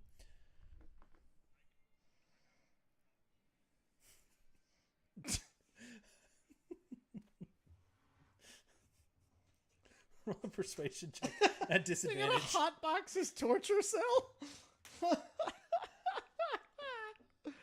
At disadvantage.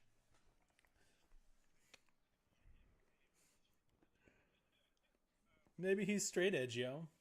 Persuasion. Still pretty good. It's not bad, and he actually kind of gives a sideways glance and just kind of shuffles away from you again.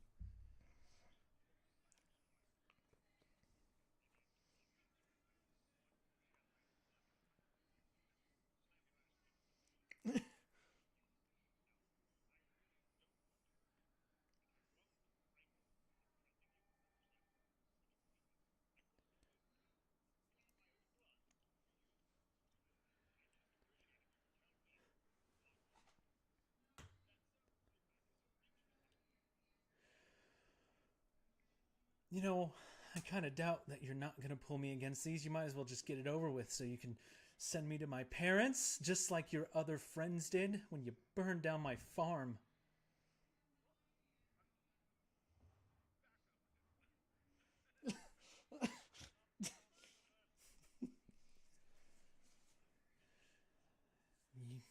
Your followers of Sarenrae did.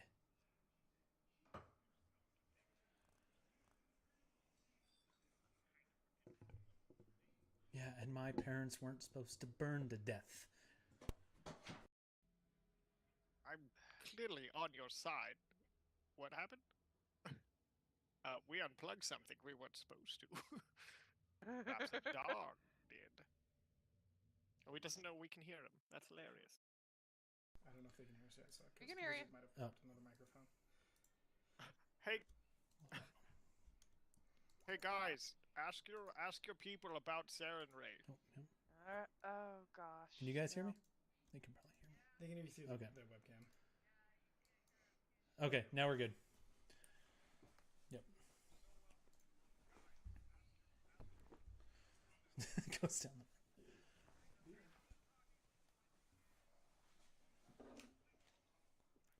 Sorry, Richard, were you talking to Pointy Ears down there? She wasn't ignoring you. I just was, apparently. My bad. Okay.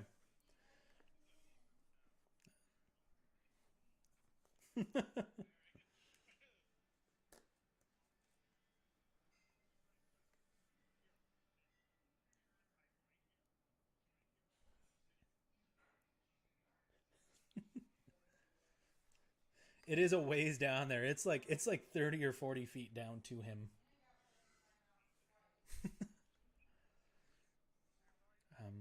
You hear Lyrana say, I do.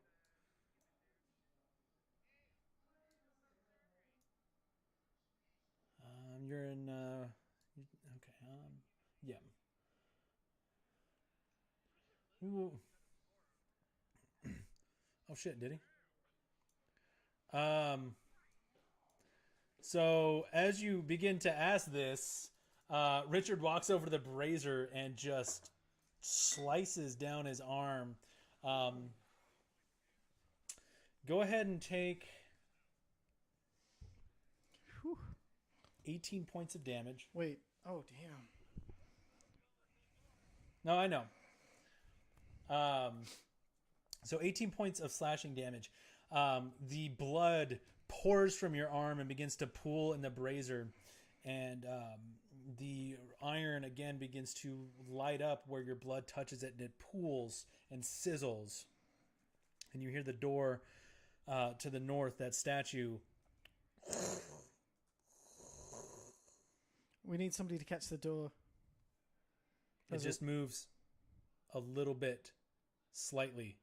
You can't even see the movement. You just hear stone on stone grinding. It's gonna take a lot. I walk over and do the same. I do walk over and do the same thing with the Before you dagger. guys do that, roll an intelligence check. Intelligence check. You realize that'll take way more blood. Quildrith, you realize that this is a large brazier and would probably take 2 people to be entirely drained of their blood in order to fill this. Richard, you don't have enough blood for that. It takes. All right.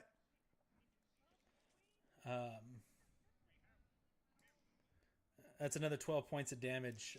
More of the iron begins to glow, and so that's 12 points of slashing damage.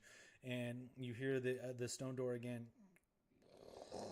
All right then. I cut my hand open with my dagger. 18 points of slashing damage. And as you... Okay. So 24 points of slashing damage. Yes, Genevieve. Look, come on, everybody. We're giving blood.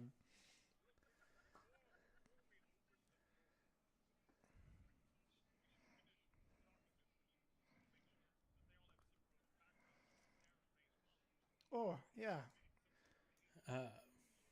Okay. I walk her back over to the gnome. Hey, did Samurai fuck you over too? You haven't lost that much blood. Okay. I walk over to the... I walk over back to the gnome. You're human. You started to talk, but you kind of ran over to the brazier.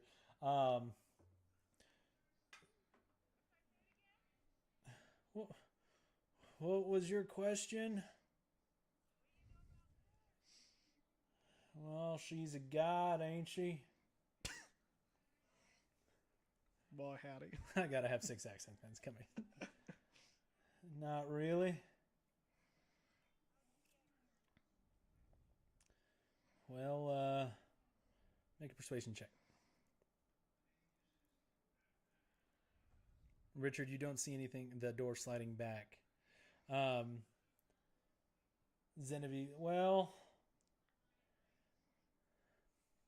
made of a bit of a deal.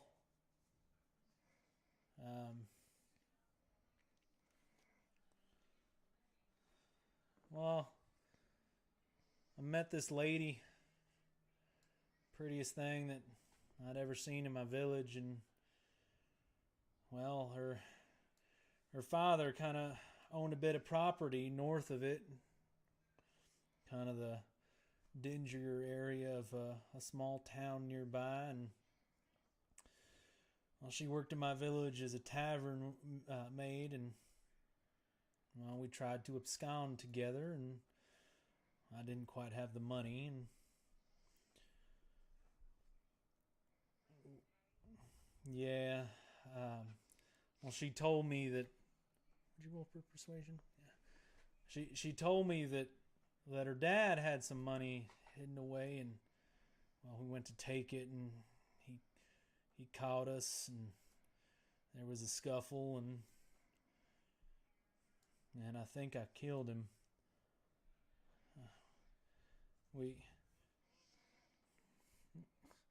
When we left, Highly inappropriate. turns out she wasn't even her. She was some kind of thing from down here.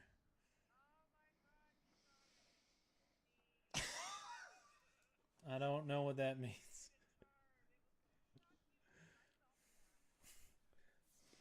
Yeah. well, she kind of.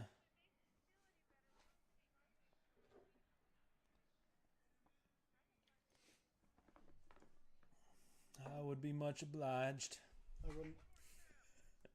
I run over to the dwarf. Hey, who'd you make that deal with? Richard, 27 points of slashing damage. Jesus crap. What'd you say there, boy? I said, who'd you make the deal with? This, the hell was his name? Old guy. Old guy myth. Yeah. Old guy myth. That's what I thought. Okay, be right back. Alright, I'm not going anywhere. That is good. Well, hopefully you will soon. I go over to the other one. Hello, Steve N. What? Oh, very well. I run back up. How do you feel about Saren Ray? I don't really know her. How about her followers? Don't really know them. Perfect. I run back. Steve N. How do you feel about Saren Ray and her followers? I'm glad somebody finally got that out there. What was the question? Steve N. How do you feel about Saren Ray? How should I feel about Saren Ray? But that's not helpful. Just to let you know, I was asking. You know what? Fuck it. You're not going to tell me anything about Steve, are you? Well, I mean, if you ask the right questions, I might. This is the only real entertainment I've had in quite a while. No, that's fair. Let's see. Did you hear about? No, I'm not going to tell you a joke. You don't seem like in a joking mood. So I'll tell you a small. Oh, actually, do you want to see some boobs? You know, Would you trade information for boobs? To be honest, you're a voice coming from a brick wall. All right, that's fine. In that case,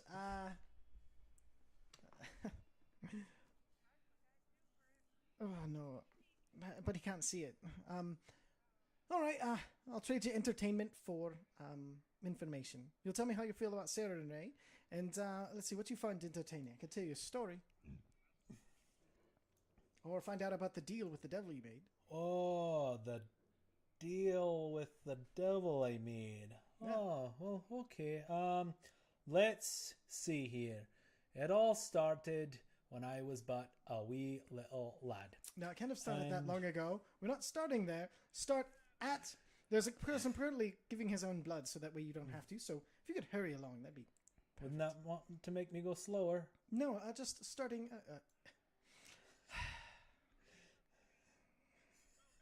I won't yank on the chain. I very obviously make it sure that I'm talking to people who can't hear. I'm not going to yank on the chain. Who's telling you to yank on the chain? People who have less patience than I do for your entertainment. Make an intimidation check. Oh shit. Okay, hold on.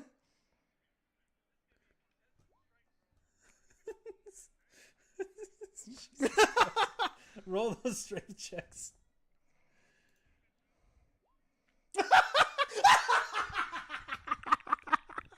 Oh my god, it's beautiful.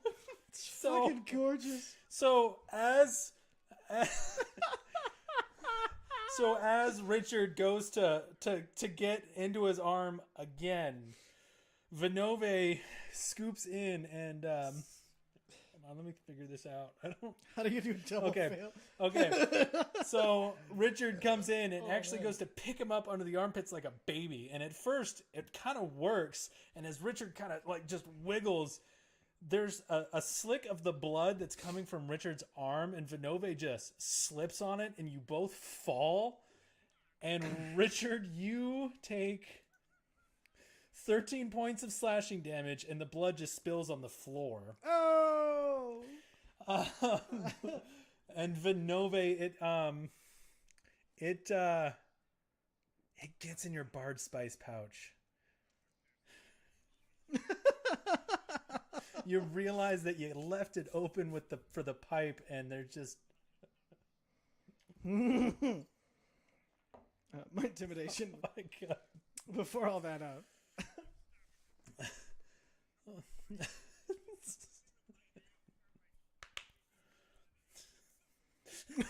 trying to squeegee it. Okay. Make a I guess make a dexterity check. All right. Holy fuck. While you're doing that, you get some of it in there, and a little bit more of Genevieve. You like put you try to do it, but you're just like getting blood all over your hands. and then you go to wipe it off on what you thought was cloth, but you're wearing plate armor, and you're just crap.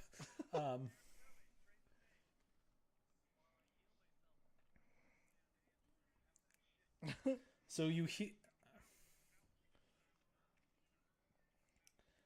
So your hands glow, and you put it on your wrist, and as the wound seals, you hear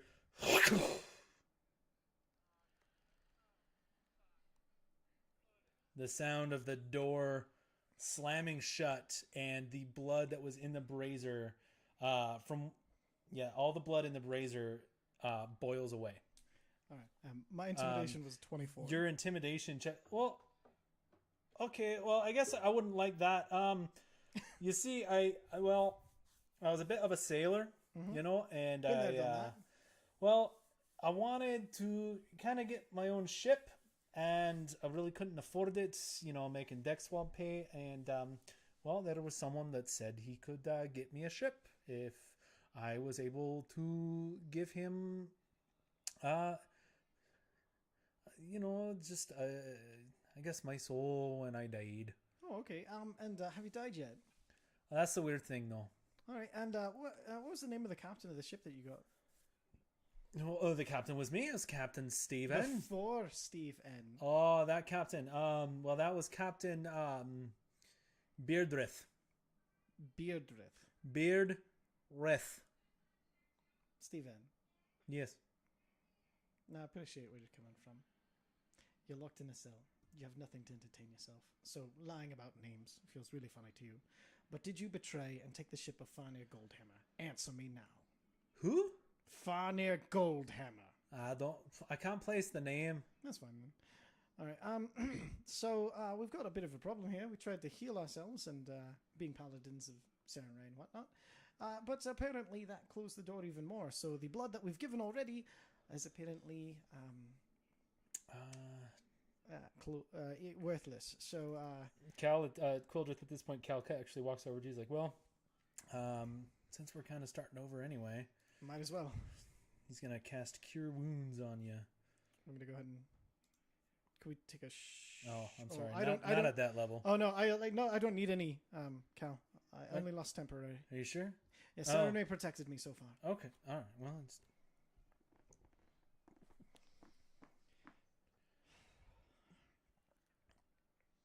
That's probably a good idea. I mean, unless we could all try to move that fucking statue.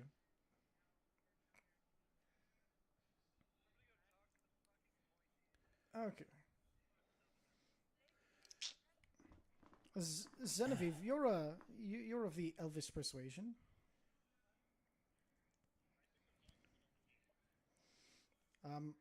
I go and I test to see what the effect my Sunblade has on a stone. See if I can fucking episode 1 my way through this door. Roll an attack. There's no way this is gonna fucking work. I can't. It's made of fire. It's a lightsaber, but not. What is with this goddamn room? You kind of look at the statue and you're like, well, maybe if I go in from this angle, I'll be able to cut through. And you activate your sword, and as you begin to push into it, the blade actually curls back. And what's your damage on your weapon? Just roll it. Well, is it 1d8? Oh, 1d8. Yeah, because you're not getting any of the...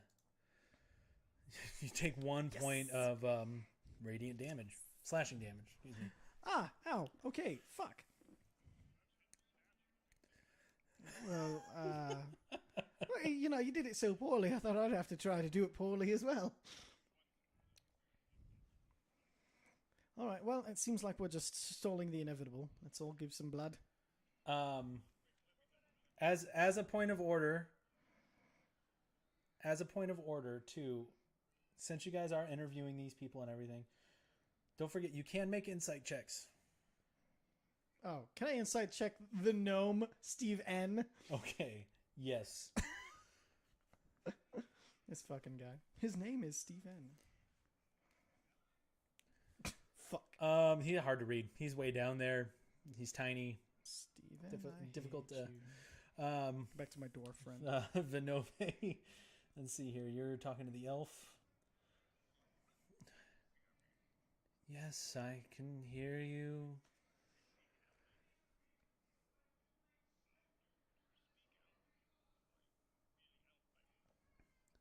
Of course, I speak Elvish. Are you an elf? Really?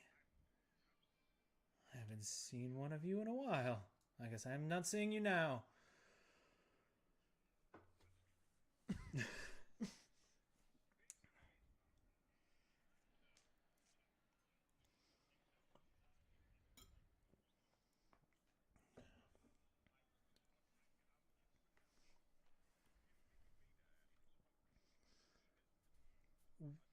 Roll a persuasion check at advantage, please. Knowing that Elvish, yo. Shit helps. Noise. I didn't realize you were speaking elf. I wanted on the record that he hated it. There's a foul taste in your mouth.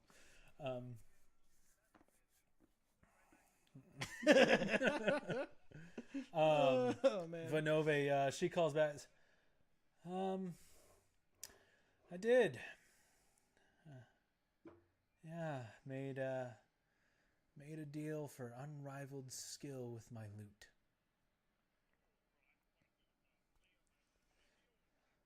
Oh, we probably could have done quite a show, and unfortunately, I probably should have made a deal for fame, as it never really got me anywhere.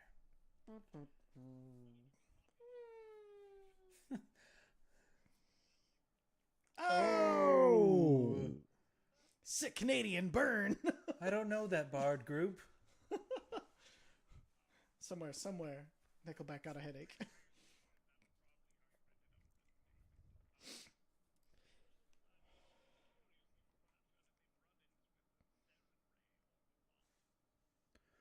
Well, I played a couple of shows at some temples.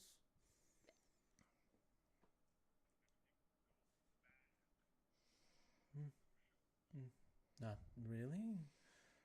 Not exactly great tippers.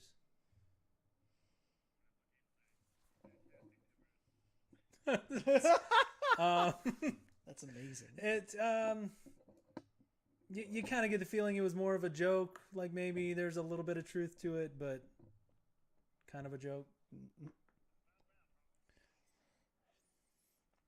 Well, like I said, I should have made the deal for fame.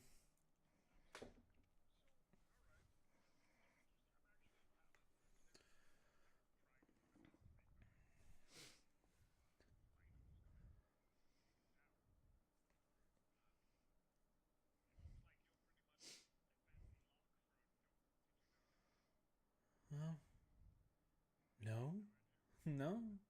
I'm limited to my room and these spikes and this chain and the impending doom that comes with a pull.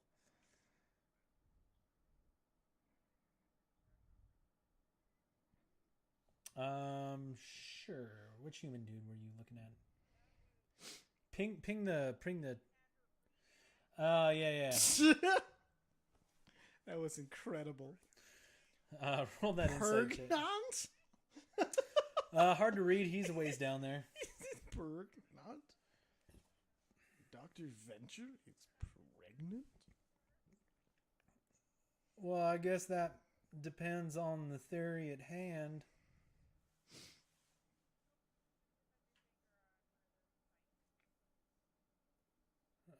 Roll a persuasion check.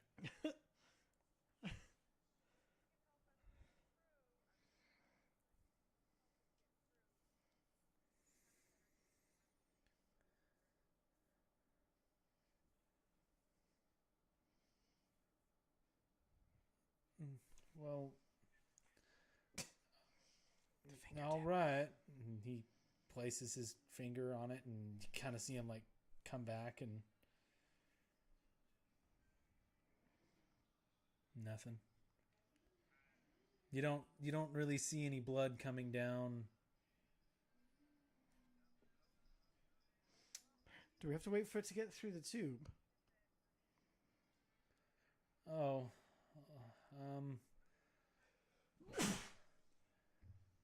I'd really rather not. Kind of tired of all the poking and prodding.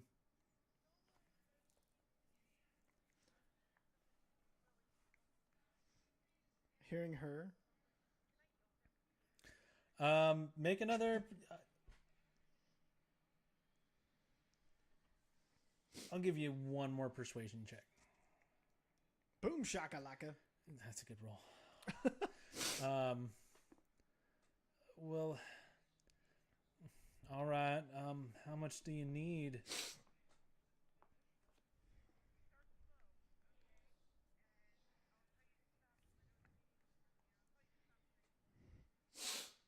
Like my hand? Or me?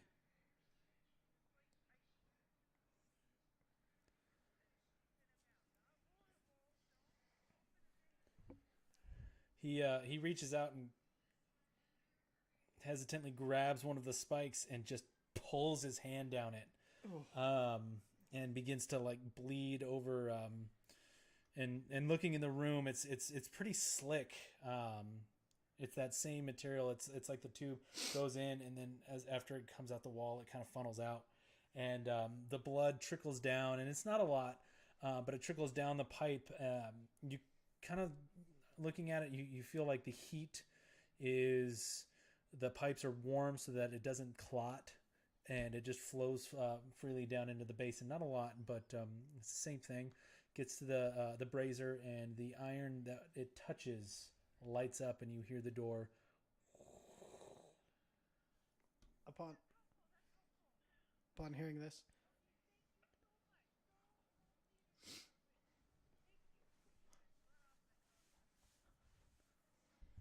oh, excellent. I run. Perfect. I go to the dwarf. Hey, What? you want to help us open this door without dying? I don't really much care at this point. Well, in that case, if you don't care, I care more, so help me out, yeah? What you need? Just bleed a little bit. Stick your hand on one of those spikes so it opens this. Not too much, don't put yourself in mortal peril, but just enough to help us out. Persuasion check. Oh, shit. I thought we were friends. You're asking the dude to cut himself. Yeah, but he doesn't. 15? Tell you what, buddy. Why don't you blade in the damn thing? I'm all right where I'm at. Already have. Oh, No lying to you. then you got a good start. I'll be down here if you need me for anything else. You need to realize if you refuse. Nah, never mind. You know I'm not going to pull the fucking chain. Nah, kind of figured. I- Ya pussy. I start pulling the chain ever so gently. Make a strength check. Oh, great. Watch me fail this too. You. He doesn't even notice because I'm so weak. I don't even need to roll. The chain begins to go taut, and you get about a foot of the chain out of the wall, and you just hear, "That's cute," and all of a sudden, the entirety of the chain that was there, the ring on the end of it prevents it from being pulled all the way through the wall, and it just slams against the wall. So you went from Good to see you still have your strength. Do you want the end of it? the end of that. Yeah, I cut off the end of the chain so we can pull it all the way into his cell. Make a with your sunblade. You can attack.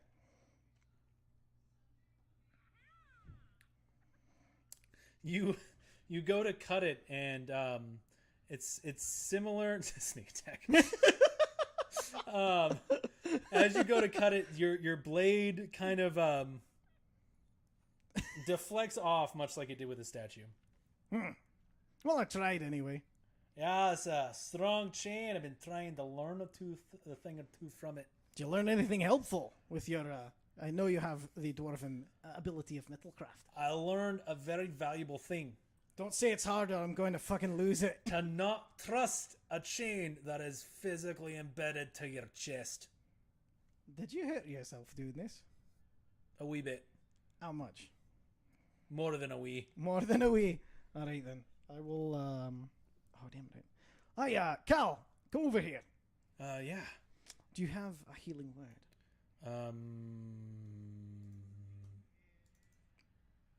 Never mind. That'll just reset everything.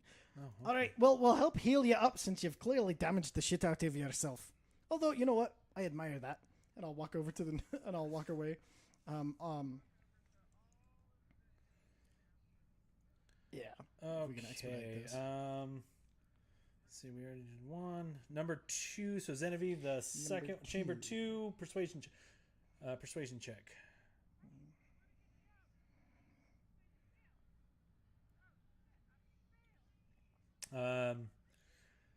He doesn't even respond. Actually, you know what? You hear him like, "Oh, let me guess, you're a paladin of Sarenrae too?" Yeah, I'm sure.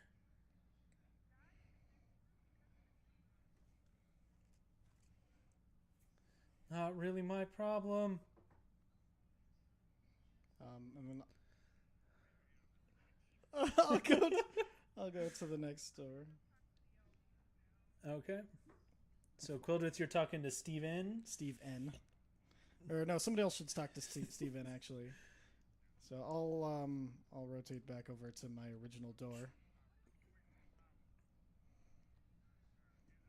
That was persuasion, Genevieve. Yeah.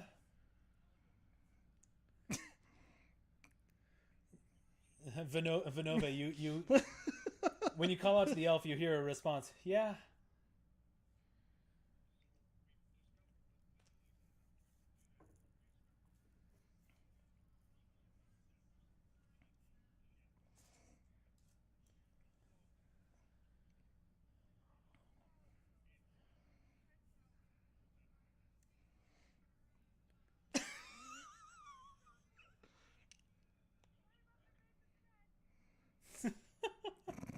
She's not a tiefling. She's an elf. Or Eladrin. Yeah, high elf.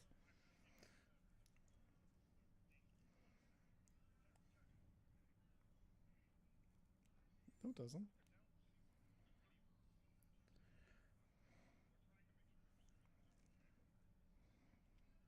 Roll a persuasion check.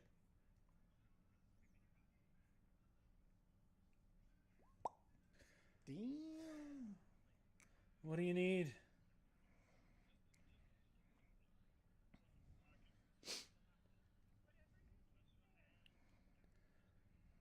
She reaches up and she slashes her hand across it and just begins squeezing, and small amount comes down and pools into the brazier, and whatever iron it touches also glows, and you hear the door again.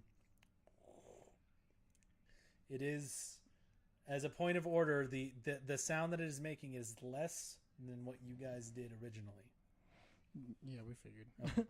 I'm going to go over to the door of the guy who doesn't trust anybody. I actually have the highest persuasion, or just with the Okay, lowest hold on rolls. a second here. Point of order. Quildrith, you're at chamber number 2? Yeah, I'm talking to the guy who doesn't trust paladins. Okay. Sir, I've heard you don't trust paladins. How about a thief? No response. Well, I've run a thieves guild, so I'm pretty much, just thought if you didn't trust a paladin, maybe you might trust me and give us a little help out here so we don't have to pull your chain. Because unfortunately, it looks like, around this brazier at the middle of the room, it has a saying. It says, "A debt paid for a deal once made, or a life once pure must be forced to endure." So one of these paladins is going to have to bleed, or you are. And, I'm kind of separate from this equation. So if you could bleed a little bit, maybe they'll have to bleed less so they can save your worthless life from Olgameth. I'd like to kill him, wouldn't you? Like him dead? Intimidation check.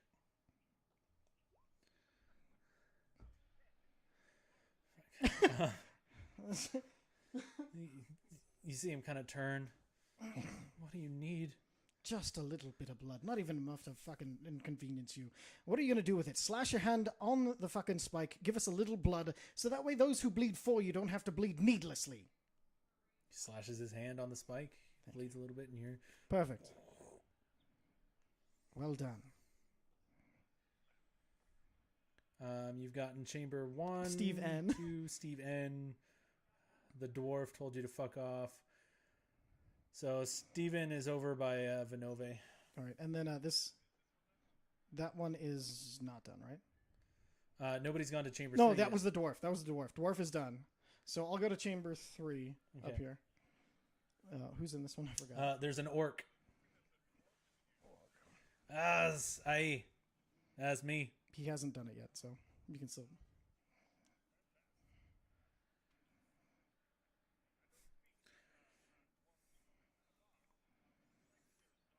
Not really. Yeah, I yell from a distance. Don't talk to him. He's a fucking coward. Yeah, well, he said I'm a coward. Tell him I can't hear him and don't care what he has to say. In Dwarvish. Apparently, your buddy over there asked for me blood, and well, I didn't give it to him.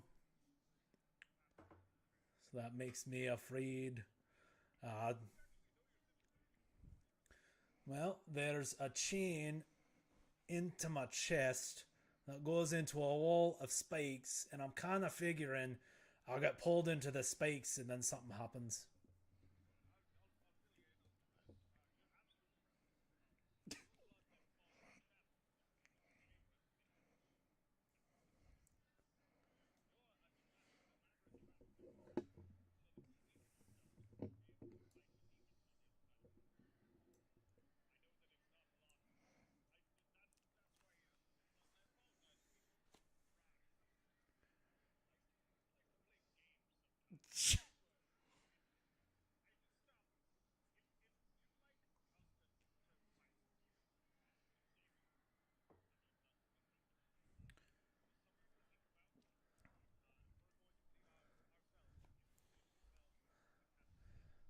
Well, I'll tell you this, grandfather. I don't really know, or let me put it this way, I don't really care what happens to you or your friends or your demon problems. I'm in here for a reason. If I leave, well, that reason might go away. This is my penance.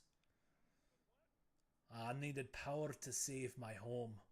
I got that power, I saved my home, and now I'm here. Just as the deal said. Oh, he was a warlock.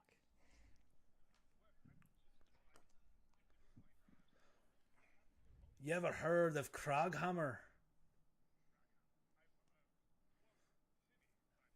It is just, yes, it was beset for quite a while by Durgar and Illithid.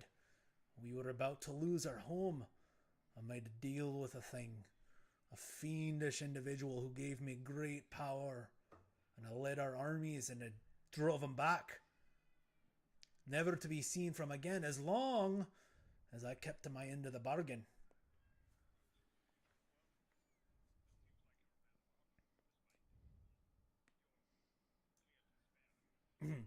A dwarf of honor, but yeah, close enough. I appreciate that. Oh, I can't really tell. You just sound old as fuck. You're just really a voice coming from a wall from me. I can.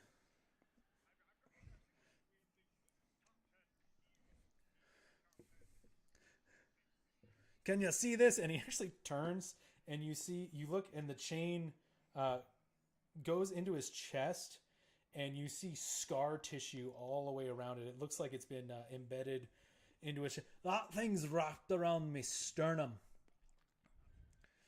Itches like a motherfucker.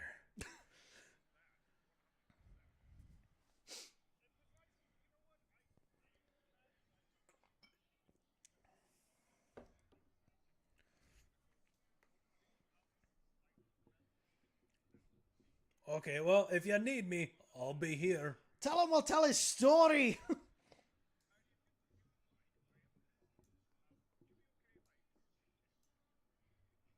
We'll need his name for that. Well, if you were to tell my tale, I suggest you go to Kraghammer. I should be in many a war song. The name's Glorin.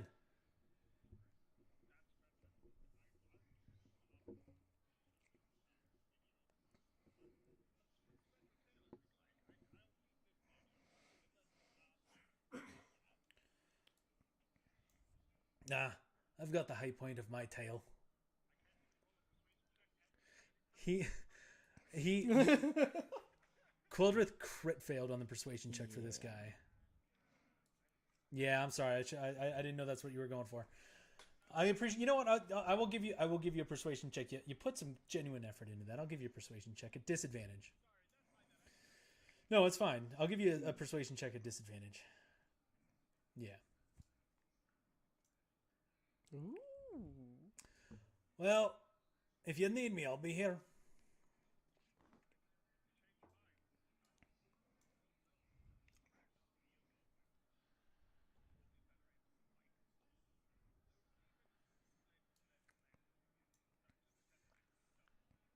Okay, already forgotten. I'll talk to number 3. Okay.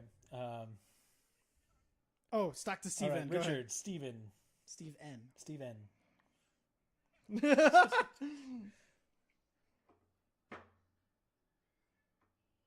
do you want to say? Go ahead, Richard. Okay.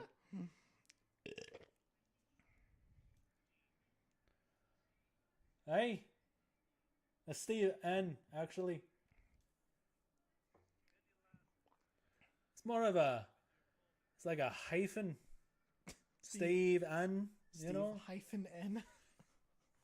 This guy's taking the piss. Steve. Well, currently, a gnome who is naked, tied to a series of spikes.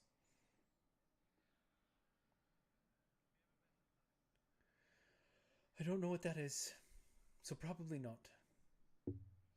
I don't know, what is it? Maybe I have. Was he rampaging in this room?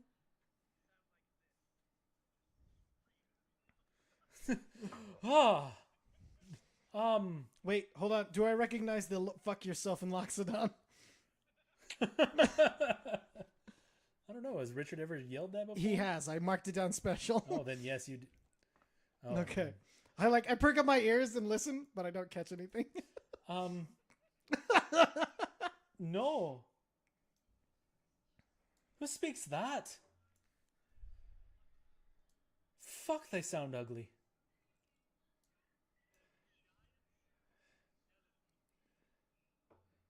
So yeah, they're ugly.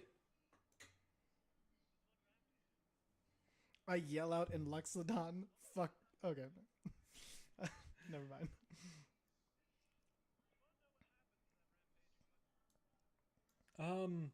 Sure, why not?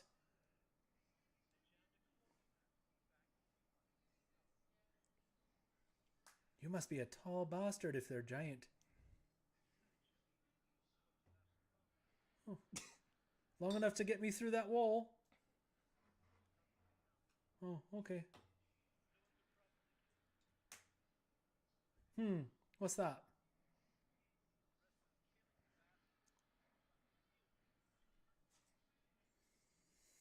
Oh. Well, I mean, I'll be here when you do. Let me know when you have accomplished the deed. Oh, okay. Oh, apologies. Oh, there I go doing it again.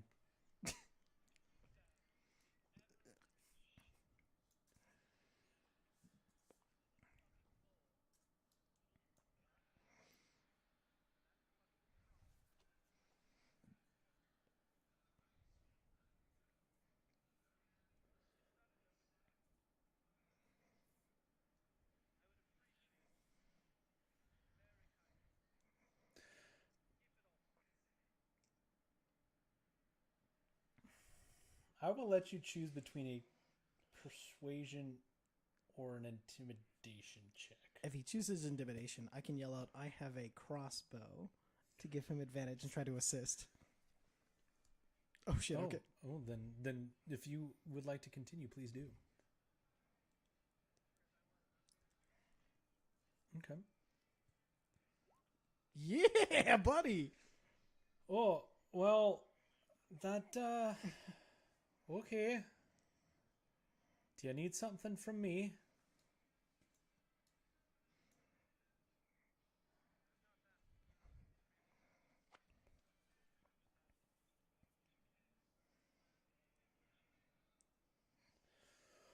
Oh, all right. Like a hand.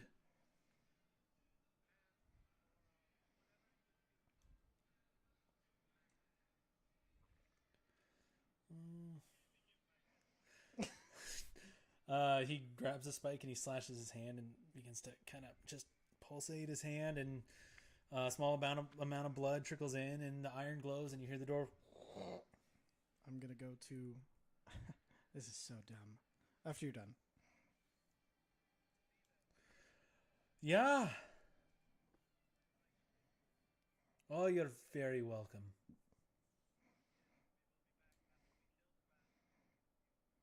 Well, I will be here.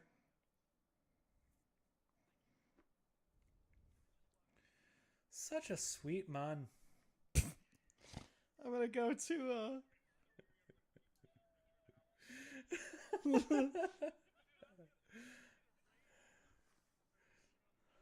Jesus Christ. All right, I'm gonna go talk to contestant behind door number 3. Okay. Hello there. Who's there? I'm sure you've heard us talking. Who's that? I look in. What do I see? You see an orc. Oh, an orc. People of honor. People of. Can I get your name? Melloc. Melloc. Well, I appreciate you talking to me, Melloc. We need a bit of blood to open this door so we can go kill the bastards who put you here. Name's Quildrith, by the way. You know I'm not one of them because I'm not pulling on this chain to do it the easy way. You mind helping us? Melloc spill enough blood. Melloc, you spilled blood for them. Spill blood for yourself. I spill blood for tribe. How did you spill blood for tribe? I conquer Belthak. How you conquer Belthak? Belthak strong. Belthak strong? You stronger? Or you make deal to be stronger? I make deal to be stronger. Who you deal with? Something with pointy beard. Called Olgi? Something? No. Called what? He had no name. No name. He make deal with me. Great strength and arm. I conquer Belthak. Slay many before me. Beardy man not like this. Brought me here. Brought you here? Was that part of deal? No. Cut hands so we can kill those who break deal. Why cut hand for you? Because we avenge deal made. God damn. I know, dude, you started it. I gotta speak their language, bro. No, I get it. I like it.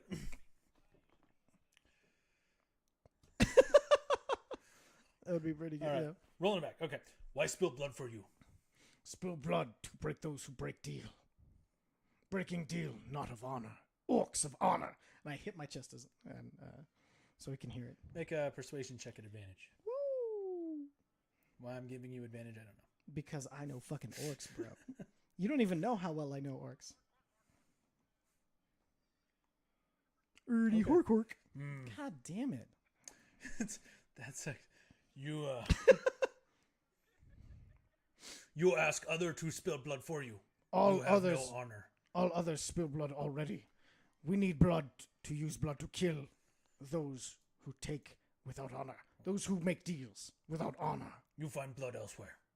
You give blood, or we force blood. There's no way you'd be able to. He'd be able to He'd see. be able, yeah, I'm like, or we can pull chain. You see chain, you see spikes. We no want do this. We want ask you first. Give you chance to be honorable. Give you chance for glory. Give you chance to be part of story and conquest. Give us chance. Make a persuasion check at disadvantage. I'm on to roll like shit. Oh, God, fuck me. Oh, shit. Fuck. All right. He runs into the spikes. No. Fine. You seek honor? Yes. Here, give blood. And he slices his arm pretty good on the spikes and begins to bleed in, and more than the rest comes out and pools into the brazier, and a small amount of the iron glows. What was his name again? Melloc. M-A-L-L-O-C? Meloc. L-O-C, perfect. And an extra L. That's how well I know orcs, for the record.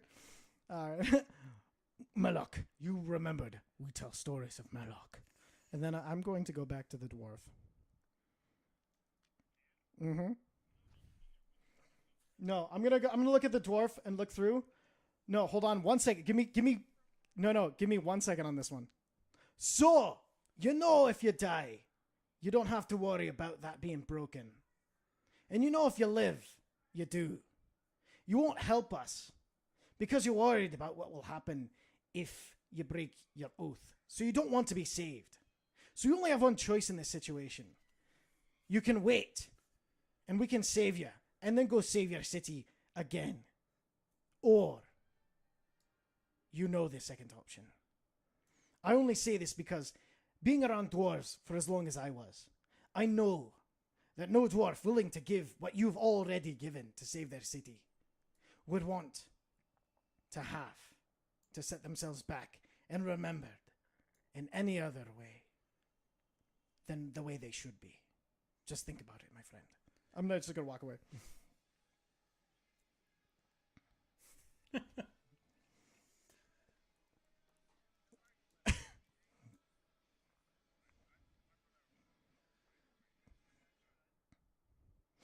All right, so I'm gonna walk over to the brazier and Okay. So Genevieve, 21 points of slashing damage. Yep. Quildrith, you said you were as well? yes, I think Vinove was before me. Oh, though. Vinove? Where you cutting? 17 points of slashing damage. Mine as And well. Quildrith, 26 points of slashing damage. Jesus. Is it almost open? Cal walks over to the brazier, and so does Lyrana.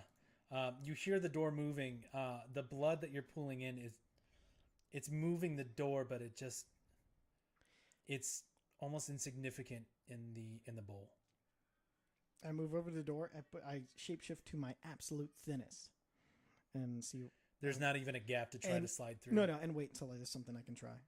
It's already stopped moving. The door moves as the blood is brought in and then stops. No, I was waiting for more blood. Oh, okay. 22 points of damage. Slashing damage.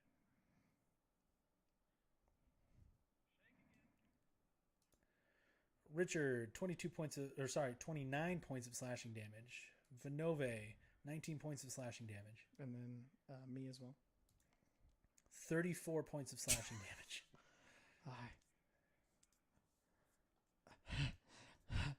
Oh god, I don't feel well. I'll go and cut myself again immediately. 16 points of slashing damage. Okay. I move over to the door. Cal is holding out his sigil and just ready for it. Coldrith, make an investigation check.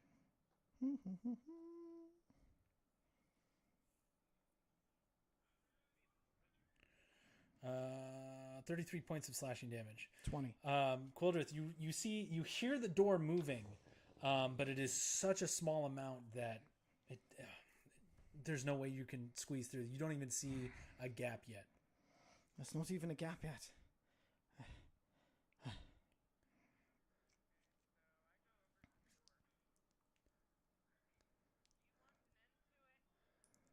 That's either not my problem or it's not my problem. Do what you have to. I walk over it. But it's your choice. We're giving it to you. I had my choice. I saved my people, and I'm content with it. So your choice has been made. Pull it or don't. It's not what she asked. Stop dodging the question and answer it like a man. Or a dwarf. A dwarf would answer without this pussy footing around the fucking question. Make a persuasion check at disadvantage. Surprised I even got another one. I really agree with him because of what he did. Fuck me. I'll tell you what, lad. You can either pull the chain or fuck off. Make a strength check. Oh my god. Oh shit. Richard pulls the chain and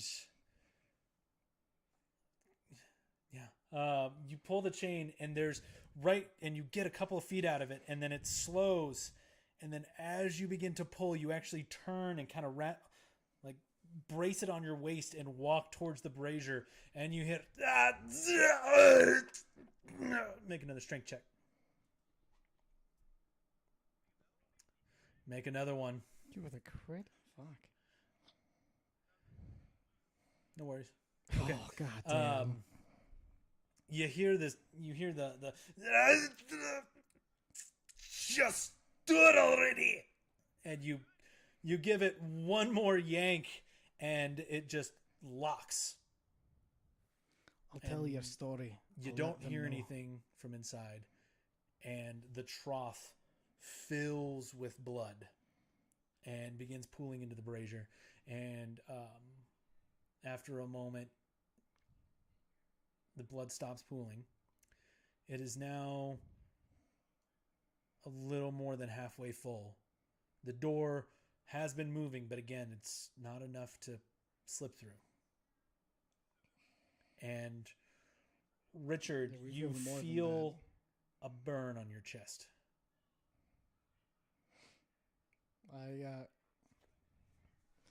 I'll go over to the door and do the last rites for the dwarf. Or no, I won't. I don't want to trigger any holy thing. Okay. I'll write down in my book real quick though, like just a note to do one for him with his name and everything. Okay. Well, I've given up.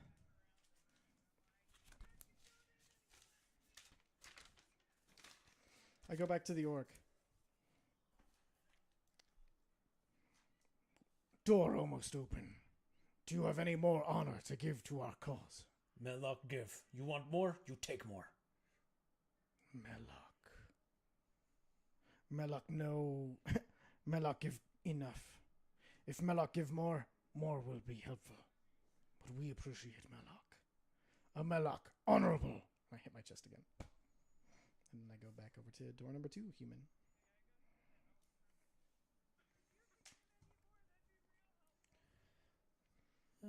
I've given quite a bit. I don't know how much more I actually have.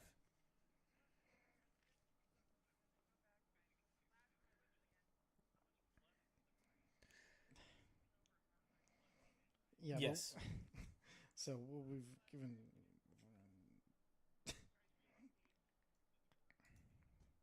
26 points of slashing damage. yeah.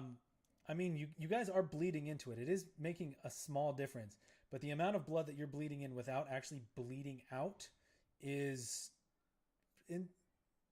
not exactly on the same level as someone's entire amount of blood. Okay, I've given all but 20 points of health points. I've given 3/4 of my blood combined with their blood and So the the dwarf's way blood. I'm looking at it, the way Fine, I'll just.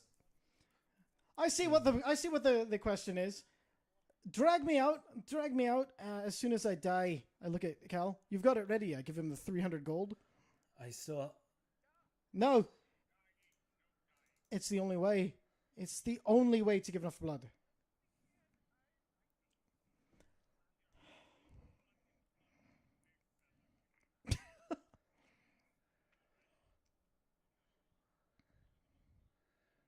like deep. 30 points of slashing damage. Now you know I can go really thin. Probably it all depends. One actually slept with a succubus. The other made a deal to be talented. Oh, snap. Well, 2 won't talk to us. We had to intimidate him. 1, I don't forget who they are. Steve N is a dick, and won't tell us what he did. Well, if you can tell us what he did, we could get a more. Oh wait, no, he traded it for. He tried to have a ship of his own.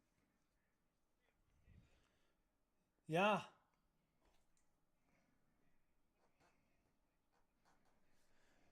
Well, I already told you. You know you're just voices from a wall. I traded. That's fair. Well, I wanted to see the world, and the swabby position on a ship wasn't exactly working for me, so I made a deal for a ship. Roll an insight check. Ooh. Nice. That dude is lying through his fucking teeth.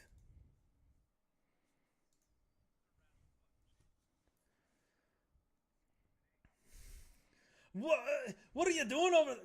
Leave it alone.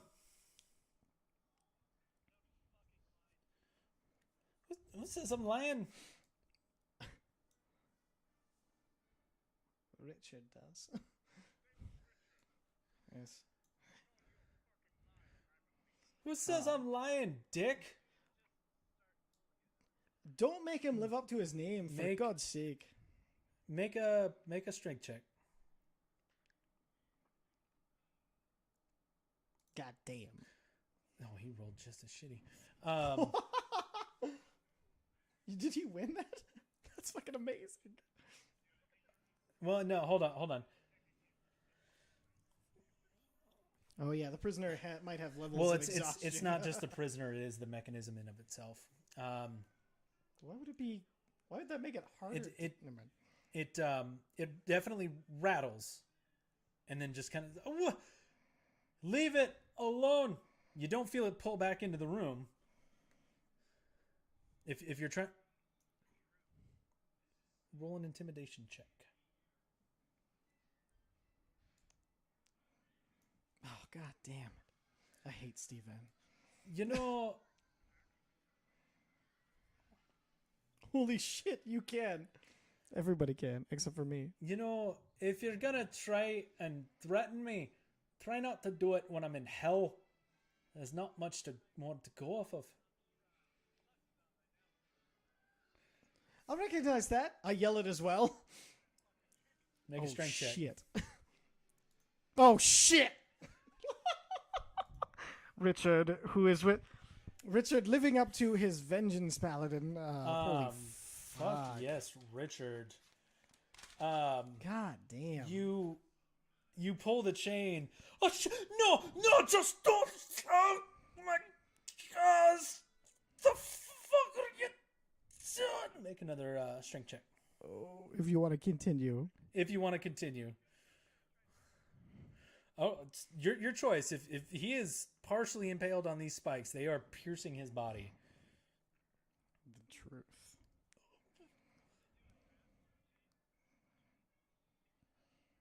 Okay. Make an intimidation check at advantage. Double advantage. Secret triple advantage. I mean, Oh. it's advantage and it's a low DC. That's because true. you're scared shitless at this point. All right. I made a deal for this ship, but we oh god, it hurts.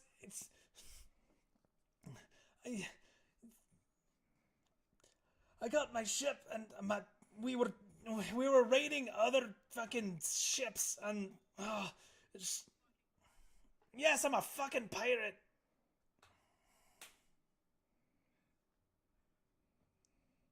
No one expects the Richard Inquisition. The Dick Inquisition. Oh, shit. Shit. Supplies, motherfucker. These fries, oh yeah, motherfucker. no, you yank that thing and you hear this. God damn, Richard.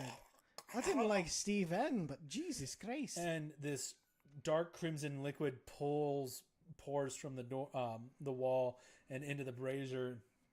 And after a Fucking minute, it pools and it fills to the lip, and you hear.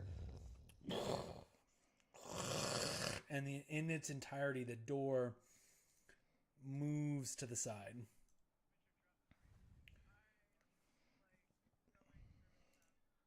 Yep, I dive through as well. Cal and Lyrana run through. Richard, do you want us to pray over you after that? And then as you stand there, and as soon as everyone's through, you hear, and the statue moves back. Richard.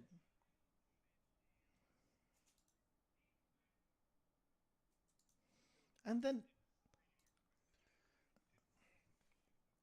I can agree with that. I was hoping he'd do it on his own. What about the gnome?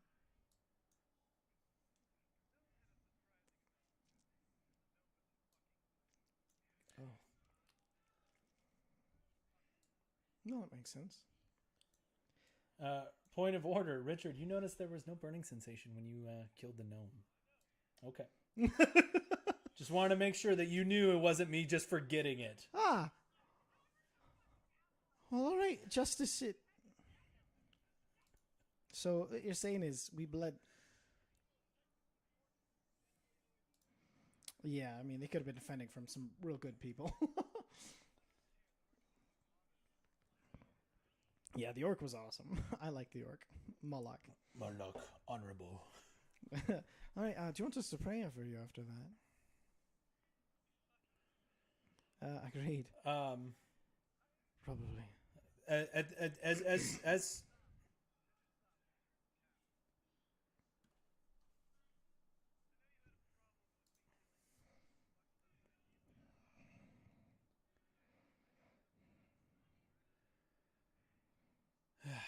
I don't know anymore.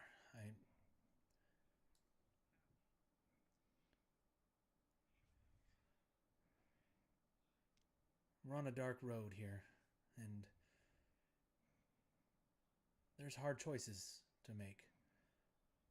I don't know if we can get all the way through without making them. You can still have a problem with hard choices, Cal. I do all the time. I never said I didn't have a problem with it. I just That was his question. I understand it, and I just hope you're not beyond redemption yet. He kind of gives you a sideways glance. Not a mistrusting one, but nice change of pace down here, sure.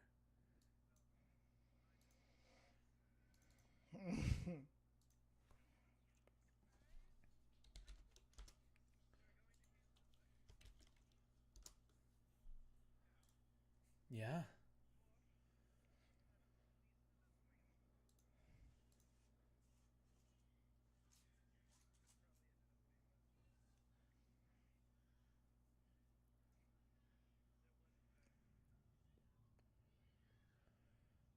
Your mark. Well. Yes? He was beyond redemption. He is past Quote, redemption whisper. then. Well, I could Richard, use a bit Richard, of before you healing. go, and Quildrith, Yes, if we're speaking in earnest and honesty, of course, always. When I'm not and to good people. you see him shift his armor, and he shows the mark, and it's a little bit larger than when you first saw it. What did you do? That man that Vinove killed, the one. Oh, In the the elf cell. fellow with the broken armor. He I didn't try to revivify him. Why? We only had enough for one. Yeah, but And- why? Who was he? Did you know him? I didn't know him, and I can only use it. Hold on, Twice let a me day? look. You can use it like 4 times a day.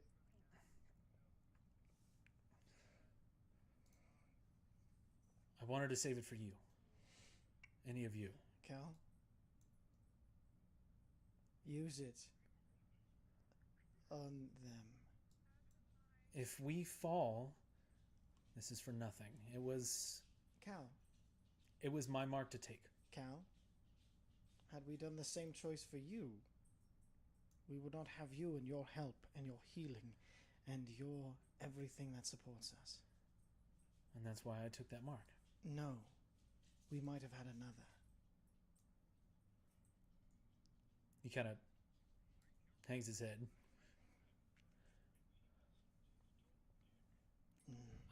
Vinove, you look down at your mark, and while the heat of battle, you didn't notice it. It is a little bit bigger.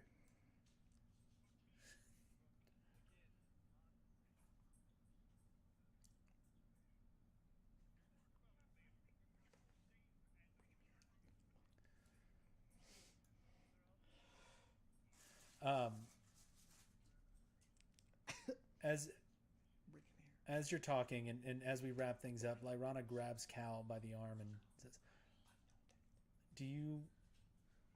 I think we're close." This- Lyrana, do you have any healing ability? I don't, but I think we're close. I think Wait. Olgameth is near. How would you know that if you haven't been here before? This, and you look, you look around, and the room that you're in opens up, and at the far end is a large doorway that leads into what appears to be a large hall Anybody with wanna? very lush carpeting and columns on either side. Cal, this is where we were captured. Cal, does anybody have a? I know this is reaching. Any extra dimensional space where we might rest? I feel awful.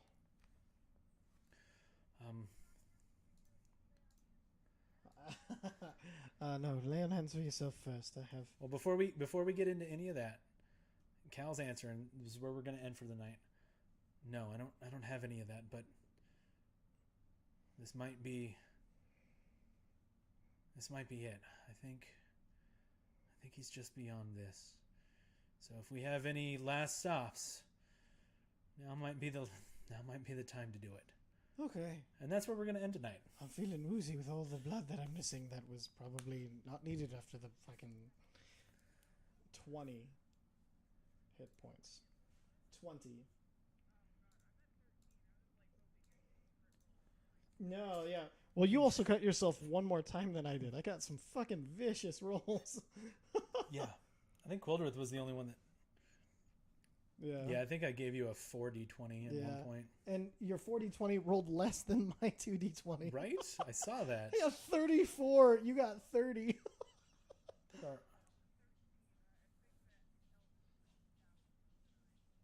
Oh, yeah. I just woozy from all the blood I don't have. The bloodletting. Sweet.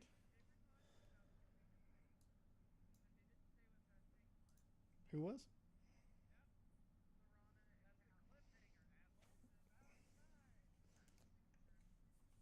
Oh, yeah, of course. Well, yeah. Or they're gonna fuck us and attack us, and then we're totally fucked and we're dead. Yeah, that feast is gonna be muy importante. If you can find a place to do it.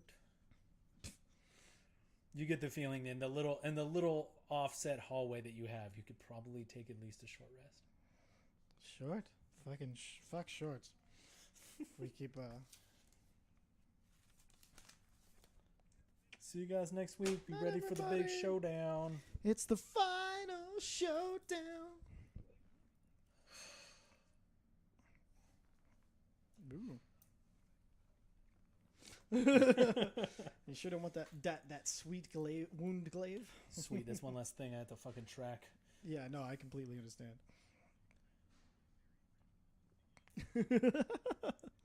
Yeah.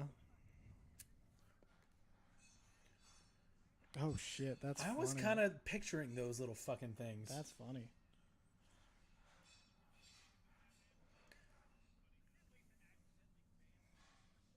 Holy fuck, that's amazing. I don't. You were I think I'm gonna have to look then. yeah, basically a pocket plane. Yeah. Sneaky suspicion.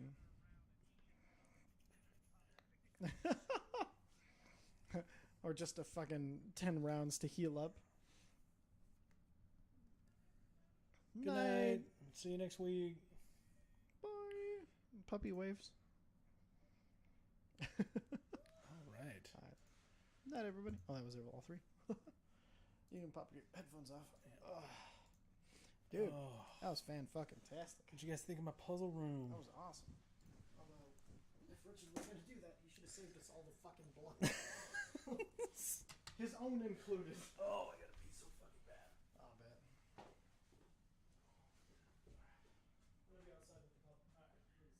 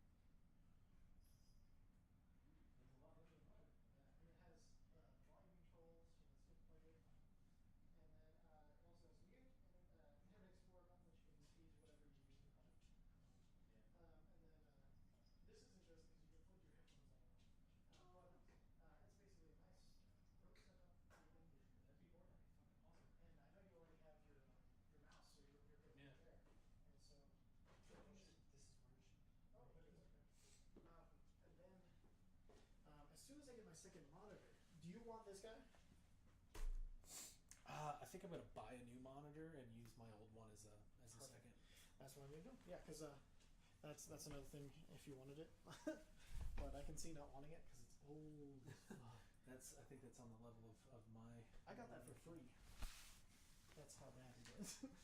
Like work was throwing it away. Oh shit, man! You didn't even eat your tacos. No, I didn't have a chance to. I'll eat them for lunch tomorrow. Yeah. Oh man. man. Oh Well, man. I'm glad you had fucking fun tonight. Yeah, dude. I was really excited for this puzzle. Yeah, dude. You like. It was one of those like that was